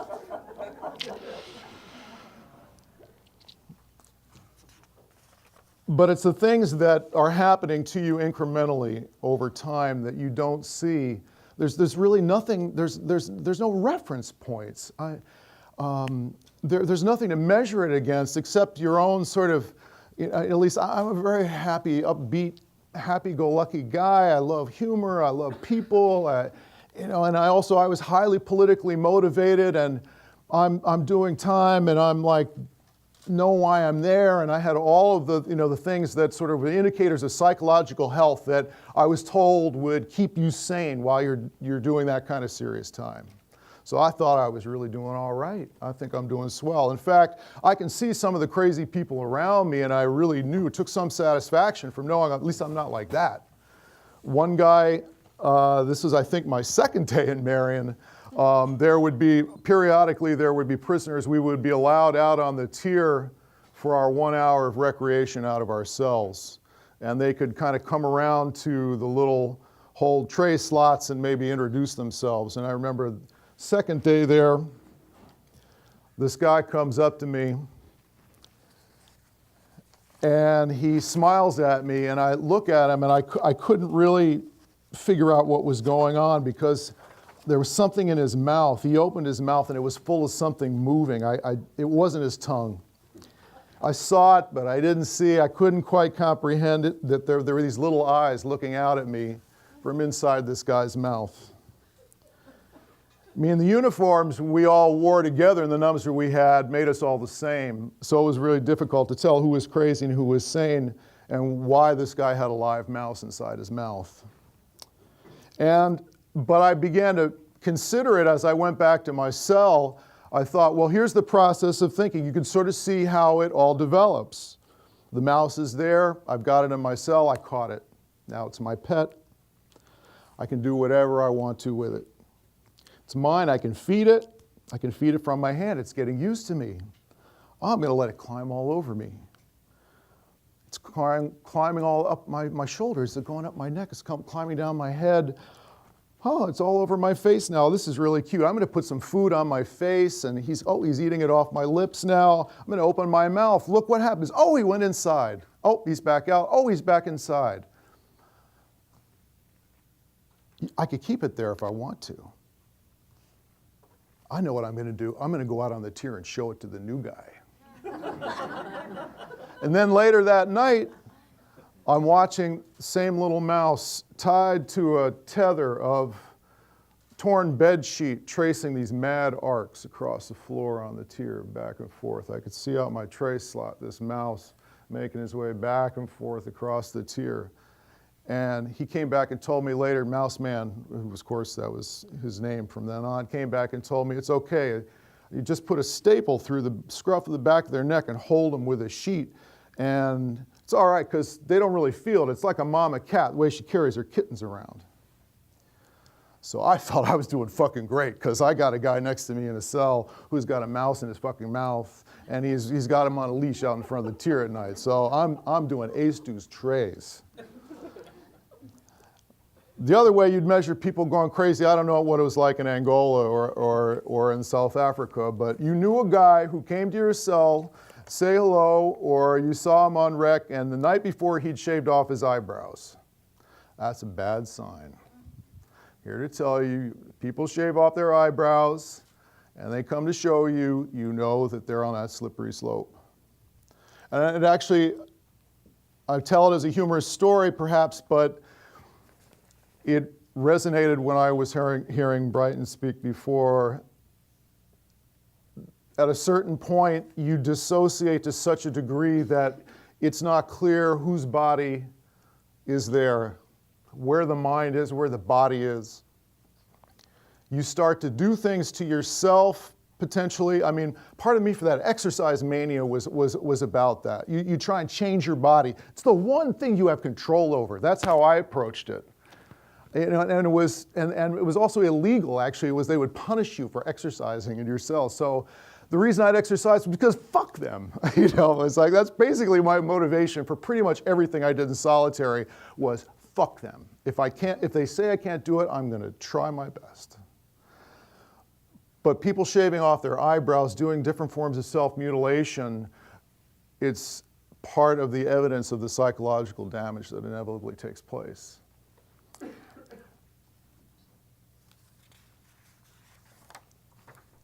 The other things that resonated from some of the testimony that I've heard had to do with the impact of sensory deprivation. And I recall at a certain point, they always come for you in the middle of the night. It's just the way that they do it. They come at like 2 or 3 o'clock in the morning, and they come in with like Klieg lights, brighter than the Fresnels up here. I mean, they come in like 4 or 5 of them, and they're all dressed like Darth Vader. And they come, and I'm not bullshitting you. This is exactly what they look like. You got 6 guys, literally 6 guys standing in your little cell, with 6 by 8 feet, and there's not even room for all of them in there. And they're all trying to like jostle around, and each one's trying to be more macho than the next. And they got the light right up in your face, and get the fuck up, punk, and this whole thing going on. And they come and get you. And then, of course, the inevitable strip search, because you can't just go anywhere in isolation without them seeing your weenie. I mean, that's just the first order of business. Friend of mine, I remember him saying, he says, Jesus, Timmy, I've been married 30 years, and these people have seen more of me than my wife. So after that, then, I'm trundled and trussed off for a new trial, one I hadn't really quite seen coming, actually, to Washington, D.C., which involved then, transport after, I think I'd been married at that time about 2.5 years. And I remember to this day how dazzled I was by a stoplight. It was like the Star of David. It was like Halley's Comet with Madonna dancing on top of it. I don't know. I never saw anything as bright or as compelling as that stoplight. Then eventually, I'm brought to the DC jail where I'm reunited with a lot of political comrades, and then there's all these attorneys there, and we're about to go on trial for bombing the US Capitol, among a whole bunch of, actually, this is for you, we were also accused of bombing the South African consulate. Hey, it's, you could have sort of understand, anyway. I was found not guilty, by the way. So, but after being transferred and basically almost being pushed out of a helicopter, that's both literally and figuratively, I'm with the most high-powered attorneys in the New York radical legal scene. Bill Kunstler comes up and kisses me on the lips. Why it couldn't have been some other more attractive. But Bill kissed everybody, as I found out. And as those of you who knew Bill Kunstler, he loved us from the armed struggle, and he loved kissing people. And that was another feature of him. But I just felt like a Martian. I mean, I was dissociated so far above my body at that point. I was watching a movie of Austin Powers playing me in, in this whole scenario. And it's beginning when I started to sense that there was something wrong with me, that sense of dissociation. That had never really happened to me before. And I recall this legal meeting went on for, I don't have no idea. I have no recollection how long. It went on for a while. And one of my co-defendants, Alan Berkman, said to me, bro, this is your trial. You've got to say something about what you want to see happen here. This is about you, your life. You have to participate. I thought I had been. Up here, I thought I'd been talking the whole time. I thought I was right in the middle of the mix. I thought that I had been saying things and explaining things and congratulating myself for being so smart, as I always do. And I thought I had been right there in the middle of it, and I hadn't said a fucking word. So it was evidence of you are not aware of the effect of isolation until you are able to measure it in your experience with other human beings. I will tell you, one of the ways that I was able to get through isolation, sensory deprivation, had to do with the government's intense interest in in us politically and in who we were and who we were involved in, and also because they're lazy and stupid. I was not allowed to write letters to any of my co-defendants or to any other US prisoner. But the first letter I got was from Brigadier Monhaupt from the Red Army faction. In German, some phrases in English. This was the first letter I got when I was incarcerated. Fuck my parents, they didn't write for years. It's like, but the first letter I get is from Brigadier Monhaupt. And thus began a correspondence with the German political prisoners who are the experts in isolation. Because I don't know what it is about the Germans, but they just have a knack for engineering devious, fucked up shit. I hope I'm not offending anybody, but the dead wings that they call them, the Totentrakte, all of this was hatched with the Red Army faction, with the German political prisoners through the 1970s, and then brought to Marion. But it was, I have more to say on that later. It doesn't look like I have time, but the key thing that I have to say is that began for me a process of correspondence with political prisoners all over the world. I can't write to prisoners of the United States. Well, I'm not. I have my little golf pencil, the kind that you fill, and I've never golfed. I think it's a really funny sport. But the little golf pencils, maybe that's why I hate golf, is because in all those years in solitary, that's the size of the pencil I had to write with. I'm writing letters. I taught myself how to write in German. I'm writing to the Grappo prisoners in Spain. I'm writing to the prisoners in Ireland. I'm getting letters from prisoners in Turkey, South Africa. I wrote to prisoners and political prisoners all over the world. And most of them were also in some form of solitary confinement, or they were fighting for the right of political association, not just to get out of solitary confinement, but the right to be confined with other political prisoners and to have their own struggles decriminalized in that way. So that became for me part of, I'm doing this because fuck them, and the guards and the institution. And they just kept letting me do it. I'm sure that the think tanks in Washington that study the international terrorist criminal conspiracy is probably filled with archives of things that they still can't figure out. But it was just, for me, it was what the South Africans refer to as Ubuntu. What Marx in the 1844 manuscripts refers to as our species being. That we are human beings for other human beings. That our humanity is inextricably linked. That you as a human being cannot be abstracted from the society of other humans. That's the point of isolation. It's to destroy the species being, to destroy that connection. And that is our job here together.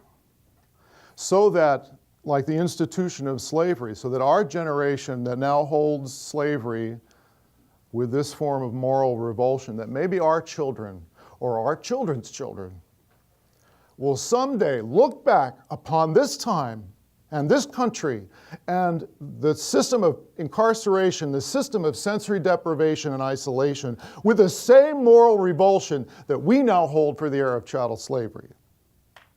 That's our job. Thank you.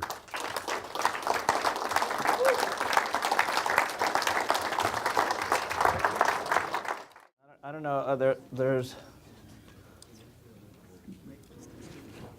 Tim, there's the story of that Kierkegaard tells of the Bull of Phalaris, where the king would, this particularly horrible king, had people sit inside a brazen bull, a huge brazen bull, but it had funnels, shapes that the more they screamed, when they put fire underneath it to boil them, the more they screamed, the more beautiful music came out. And I don't want to be like the king of Phalaris, but you should do this more often. But first question I just have for you is, you were going somewhere with those Germans, what the Germans came up with. What was that? Are you asking about the? Well, I'm not sure what the question is. You started to say that, boy, I could tell you more stories about the Germans. Well, the modern practice of sensory deprivation and isolation, I think, was really engineered in really the technocratic sense, like the kind you see at Pelican Bay, in the Totentraktor or in Stammheim in Germany against. They call it the Baader-Meinhof gang. Bullshit.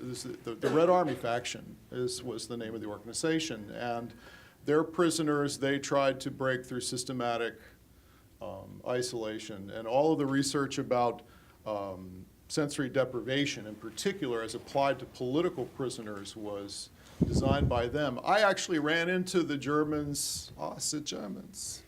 I ran into the Germans when I was in Marion. And believe me, I already knew if I saw a German touring with other prison-crats in Marion, Illinois, it meant nothing good. So I knew they weren't there to like reform the situation and make it lovely. I had sort of worked my way out of the worst part of the isolation, where I had group exercise. We had like a little bullshit universal gym that most of the parts were broken, but there were still it was like some weightlifting you could do, and I remember I saw this tour go through, and I heard this German accent and this I could repeat it to this day. He said, "Oh, I see, you're making monsters. Oh, isn't that cute?" And sure enough, within 2 weeks, all of the exercise equipment in the exercise yard was gone. So if the Germans show up in your prison, you know it's not good. So. I want to take questions from the audience too, or any questions that you have for each other, for that matter. But I must just qualify that as far as we were concerned, South Africa, it was actually the Brits who invented this, to the Irish. Oh, is that right? Particularly sensory, particularly depriving them of sound, totally so. Apparently, I mean, this was prison law among South African prisoners that the British had brought to South Africa. But that's, of course, a cultural connection, and probably an old enemy. We have, okay, over here. By the way, wait for the microphone to get to you before you ask the question, but go ahead.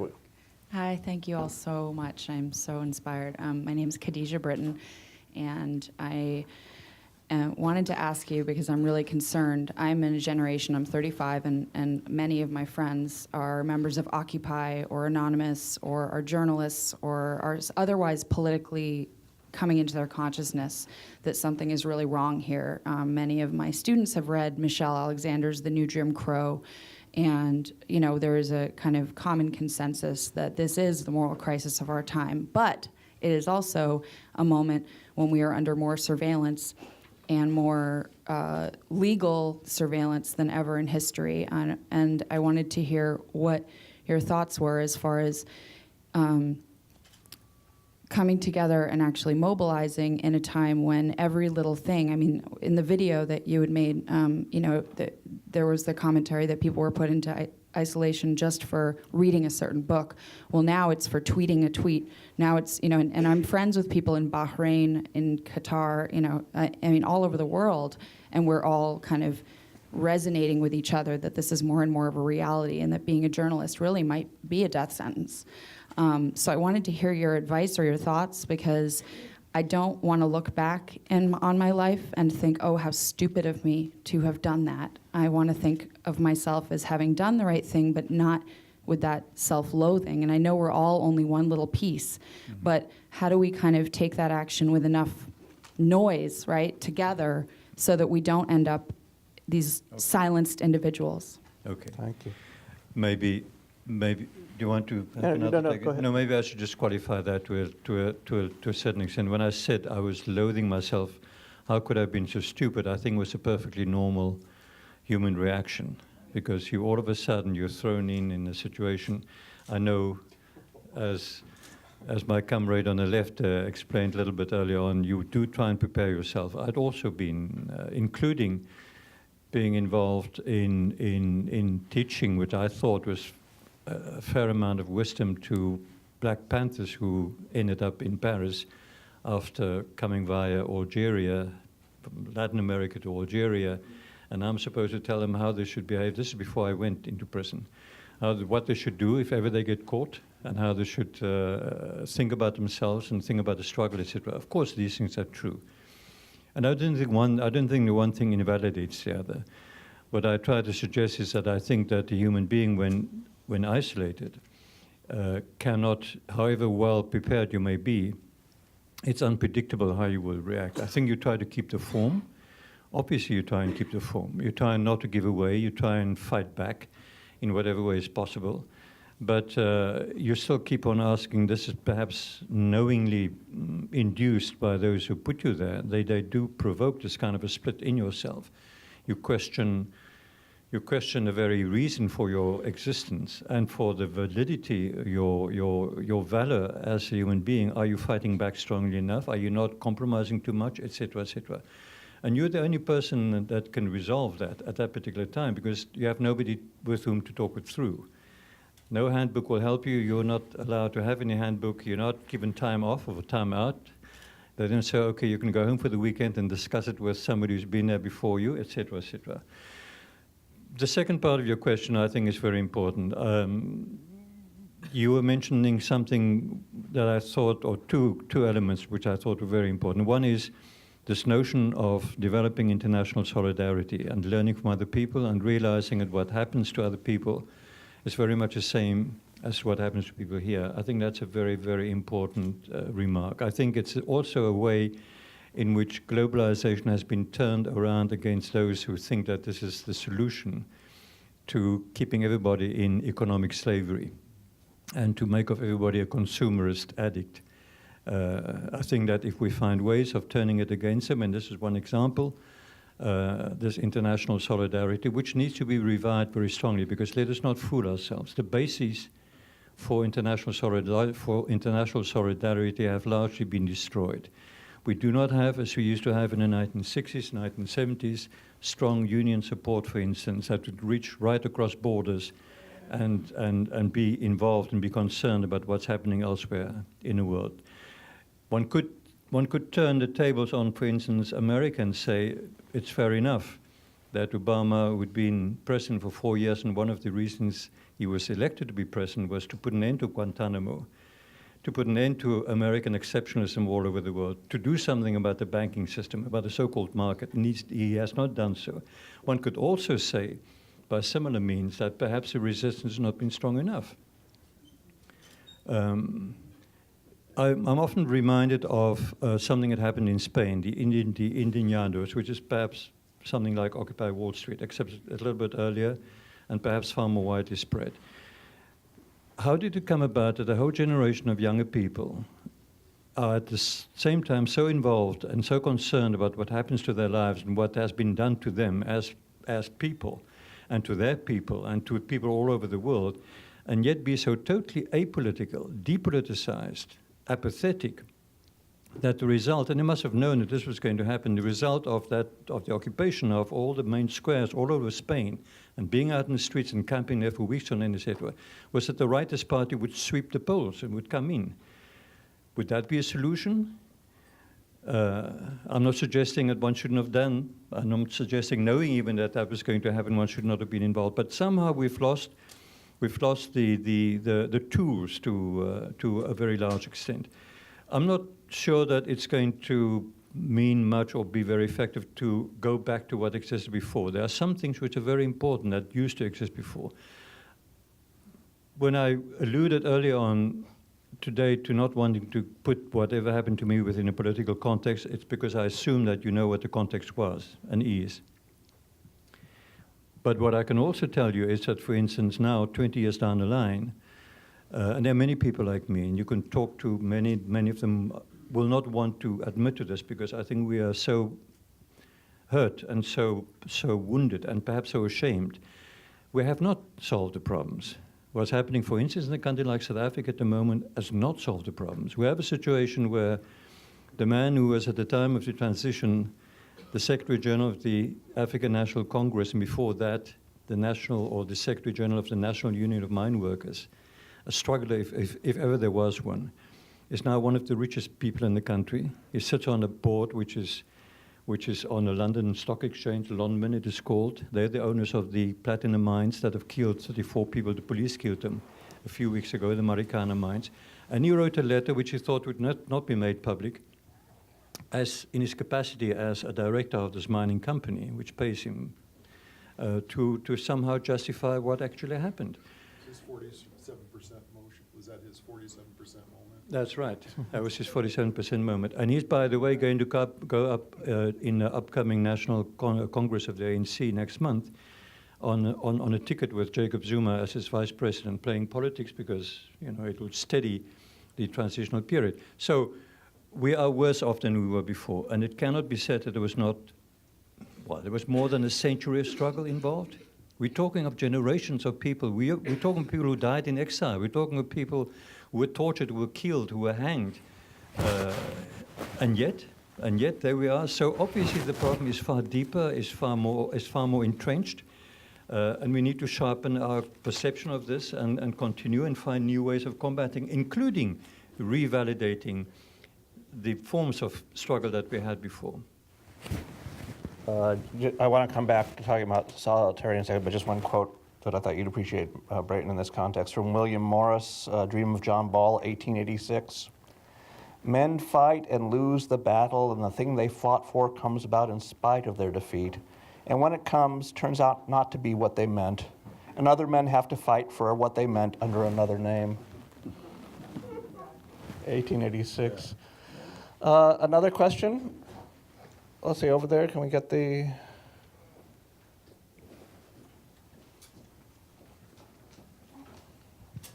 Hi.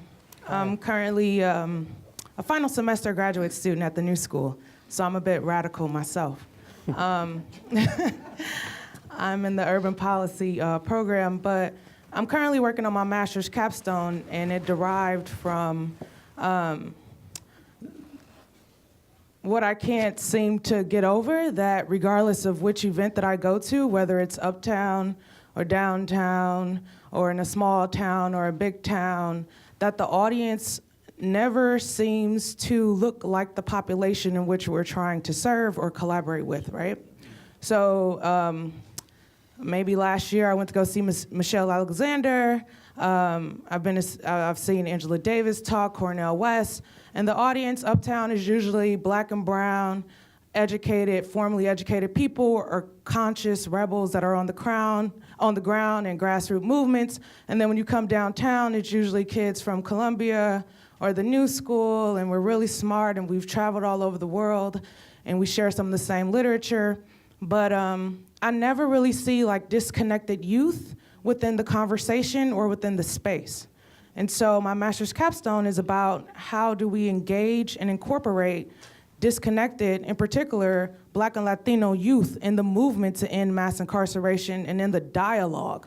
Because more than likely, they're gonna be the ones experiencing or having these testimonies that you three men share today 10 years from now or 20 years from now or next week or next year, right? So my question is, how do we mobilize? How do we engage? How do we organize young people of color who aren't in school or who aren't employed in the conversation of mass incarceration?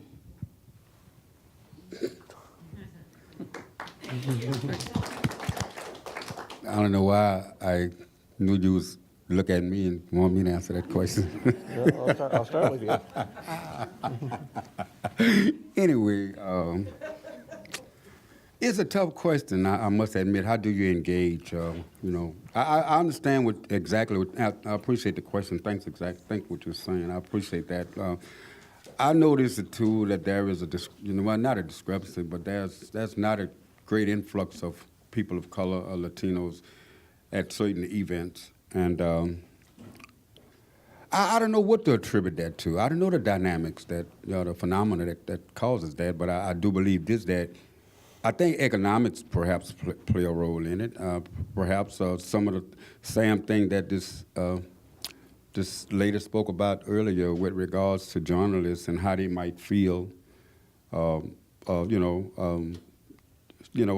what is their redress.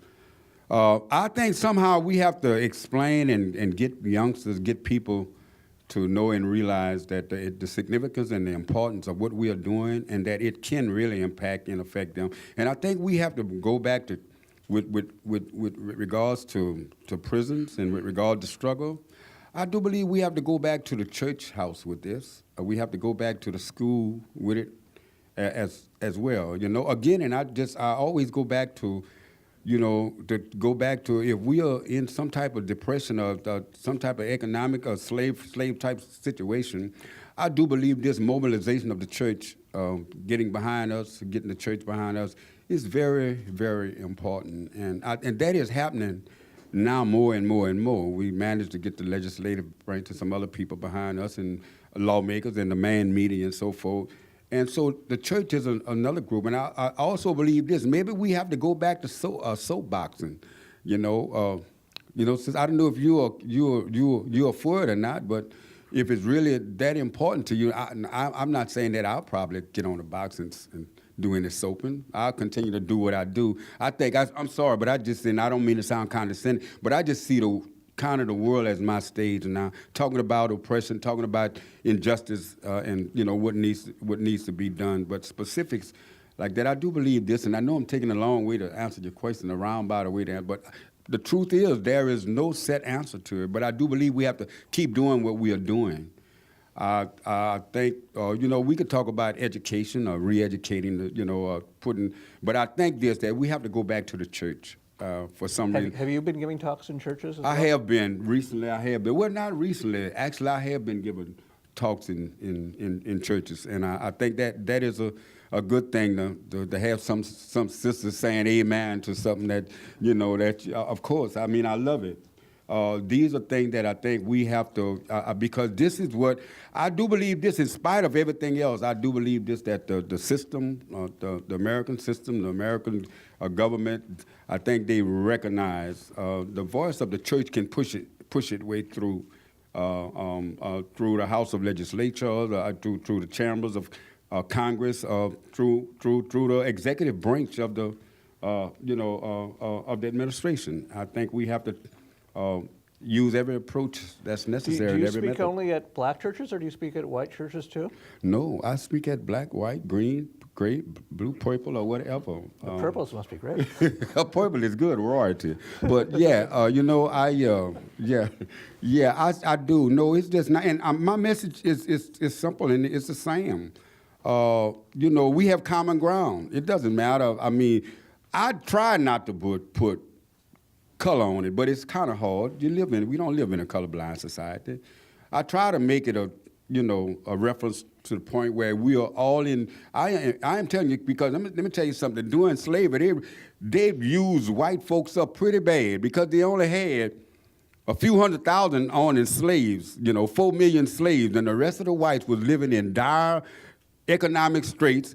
But they took they understood the fact that they had refuge in the fact that they were white, and that even if they were the poorest of white, that they were still better than the more lavish, a black person that they had on the plantation, So, there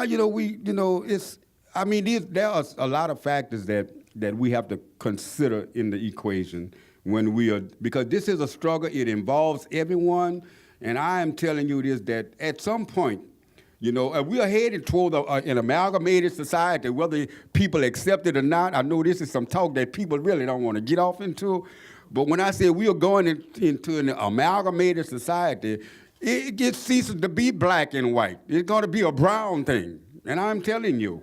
And the world is becoming more and more and more brown. And guess what? That old saying about the sins of the fathers, sometimes come back to visit the children, and I hate that happened, but it's a natural process. It happened way back then when all of this amalgamation began to take place, when they had the slave masters going into the slave cabin at night, doing their little thing, raping the women, and all these kids coming along and all. Hey, we might as well talk about this. I mean, we could sit here and play around and beat around and don't consider all the factors involved in this, but we have to take all of this under consideration. When we are trying to change things, when we are trying to get people together, we have to look at all of these factors. And unless we really look at these factors, and I know some of them, people don't want to hear these things, but it is something that we are going to have to talk about. They're going to have to hear it, because I am telling you, we have been, and technology we have been launched into the 21st, 22nd, 23rd century. And I'm in total agreement with Steve Jobs. We create our own future. We recreate it if we want to. You know, we can do it. We have what it takes that people can come together and could eliminate this. I mean, this is not about politicians. This is about people power. You know, it's democracy. It's people power. Thanks. Let's go down here. Okay. Thank you. Thanks, gentlemen. Thanks for being here. So, my question is this. As individuals, we're talking about prison in the context, you're innocent, and if we believe in freedom of speech and so forth, you're innocent as well, and you were exonerated.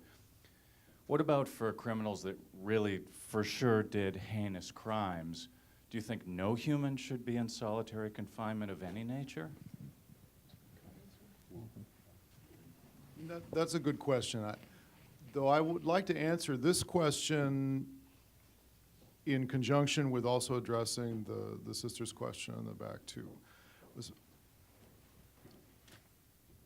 If we want to understand why sensory deprivation and isolation and solitary confinement exist in the United States, as well as the highest rate of incarceration in the world, bar none, we need to understand it is fundamentally about race. Homogeneous societies like the Dutch, Canada, the Japanese, Korea, they don't have the death penalty, they don't have these rates of incarceration, they don't have these forms of isolation to the degree to which we have them here, because there is a sense in the United States that we are doing something to people that we don't feel are intrinsically like us. I'm talking about white folks. And the numbers are absolutely clear. Is it 80%? Some of people who are now incarcerated, who are under some form of supervision, are Black, Latino, Native American. And I'm going to get to your question. It is related to that. But we have to address the issue of race. I mean, we're half a generation out of apartheid in the United States. So there is a certain, I think, evolution taking place. I'll be the first to say, I never imagined in my lifetime I'd see, Nelson Mandela walk out of prison in South Africa. When I was an anti-apartheid activist, I never thought I'd see that come true. And then to watch a black man be elected president of the United States, well, I didn't know whether to shit, scream, or go blind. So things are happening, and at the level of youth culture, Brother Robert is absolutely right that there is a transformation apace in the United States, which is not to say that our work, we can just sort of wait around for everybody to love each other and develop that miscegenated society that maybe we'll hope we'll see take place at some point. But that is really one of the reasons why we have the extent of incarceration, is because we don't feel that those people, that particular group of others, is like us. That's what drives the political movements in Washington, D.C. to continue, and let's talk about the Tea Party, the ultra-right wing, the white Christian Mormon / fundamentalist dreck that just, there was a competition going on when I was locked up. We couldn't possibly get tougher on inmates. It was like every electoral cycle was, what can we take away from them this time? Well, now there's nothing left. Nothing left. We locked up just damn near everybody. 1 in 4 black men are under some form of supervision or under parole or something like that. So, but in terms of how to address people of particularly heinous crimes, I'm not an expert in psychology or penology or those sorts of things, but other countries, believe me, are figuring it out. And there are European countries for, places where 20 years is considered a life sentence. And in my experience, and maybe the brother backed me up, after about 5 years, as we used to say to each other, after I did about 5 years in, I would say, man, I think I've gotten just about everything out of this experience that I'm going to, I mean, that is enough time to seriously get you to address, if it's about changing some kind of behavior. But certainly, if you think for a moment that a sociopathic individual who has done particularly heinous crimes, who's been raised in hell, is going to be made better by isolation. I mean, it's not, I'm not speaking about your thinking, but it's delusional thinking to think that that is going to make anything better. It only makes it worse for people who could be salvaged. It's making it worse for people who shouldn't be in there in the first place. If we had any kind of semblance of sane drug laws in this country, thank God only at least 2 states have recognized that. But that accounts for the majority of people in prison. It's all drug-related crimes. It's this sort of this mass economy of underprivilege and this sort of underground economy that's replaced pretty much the whole welfare system dollar for dollar, since the Bush drug wars, So if we address some of those economic issues and give people real decisions, it's unfair to give people nothing but bad choices, and then you punish them for making one of an assortment of 10 bad choices. I'll make this bad choice as opposed to this other one. So it's all tied together. But I do think that it absolutely goes back to a fundamental question of race and otherness. Let's take one more question, then take a break. Let's see this. Oh, actually, this guy here has his hand up the whole time. So, sorry, almost. Hi, how you doing? My name is Five. I'm with the Stop Mass Incarceration Network. First, I would like to say, I would like to applaud my comrades here for surviving solitary confinement. I've just been released from prison early this year.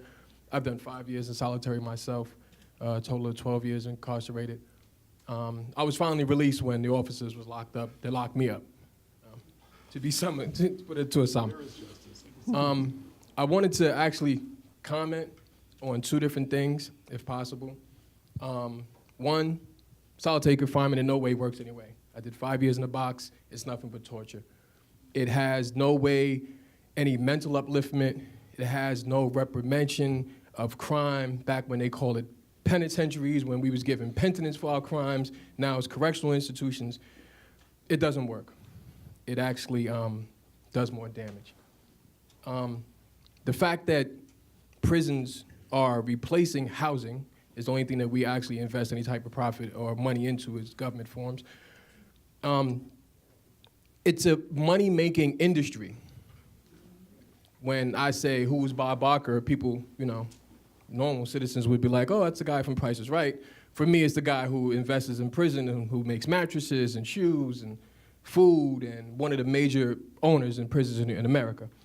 Down to $5 a minute phone calls from telephone companies. It's an income the same producing. Guy? The same Bob Barker, or is it different? The same Bob Barker. Wow. Yes. I mean, there's a lot of private industries in prison. Prison makes millions and millions the price and millions is right. of dollars. Yes, the price is right. Yes. I say that to say that millions of, I think it's over 3% of the nation's population is in prison. We're just building bigger jails. We're not focusing on the future. We're not focusing on what the next generation needs to excel to propel us as a people. We're not. We're focusing on incarcerating them, locking them up, giving them a bazillion years, and that's it.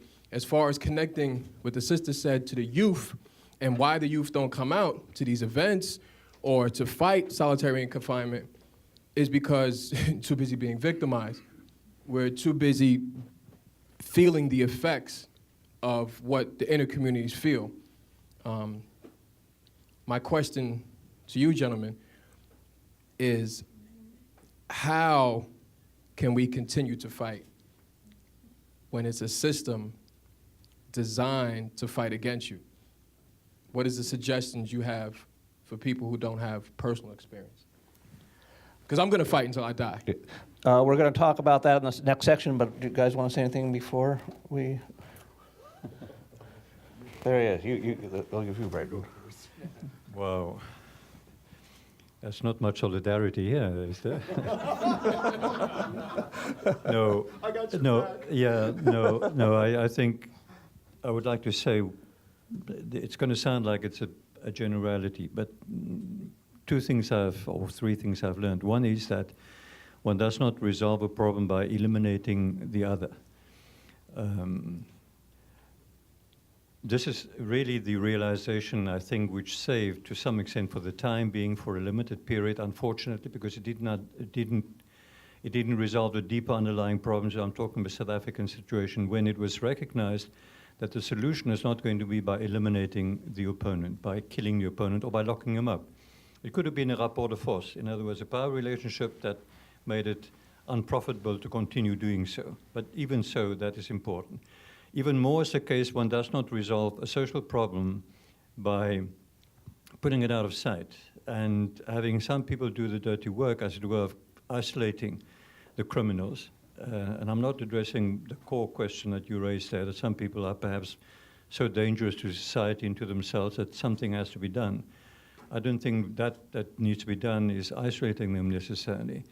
But I want to make a parallel here. For instance, I don't think it advances anybody's interest to send drones anonymously being flown by people doing so from their bunkers sitting probably in the United States by some sophisticated electronic means to go and drop bombs with more or less precision on the supposed enemy somewhere.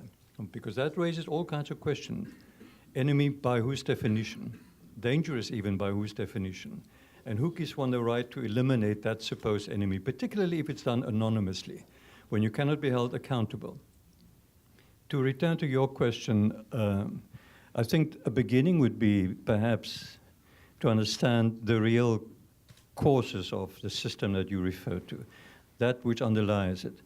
And I think very often, if I may take another step sideways, I spent part of the year living in Catalonia. At the moment in Catalonia, there's a very strong nationalist independent movement.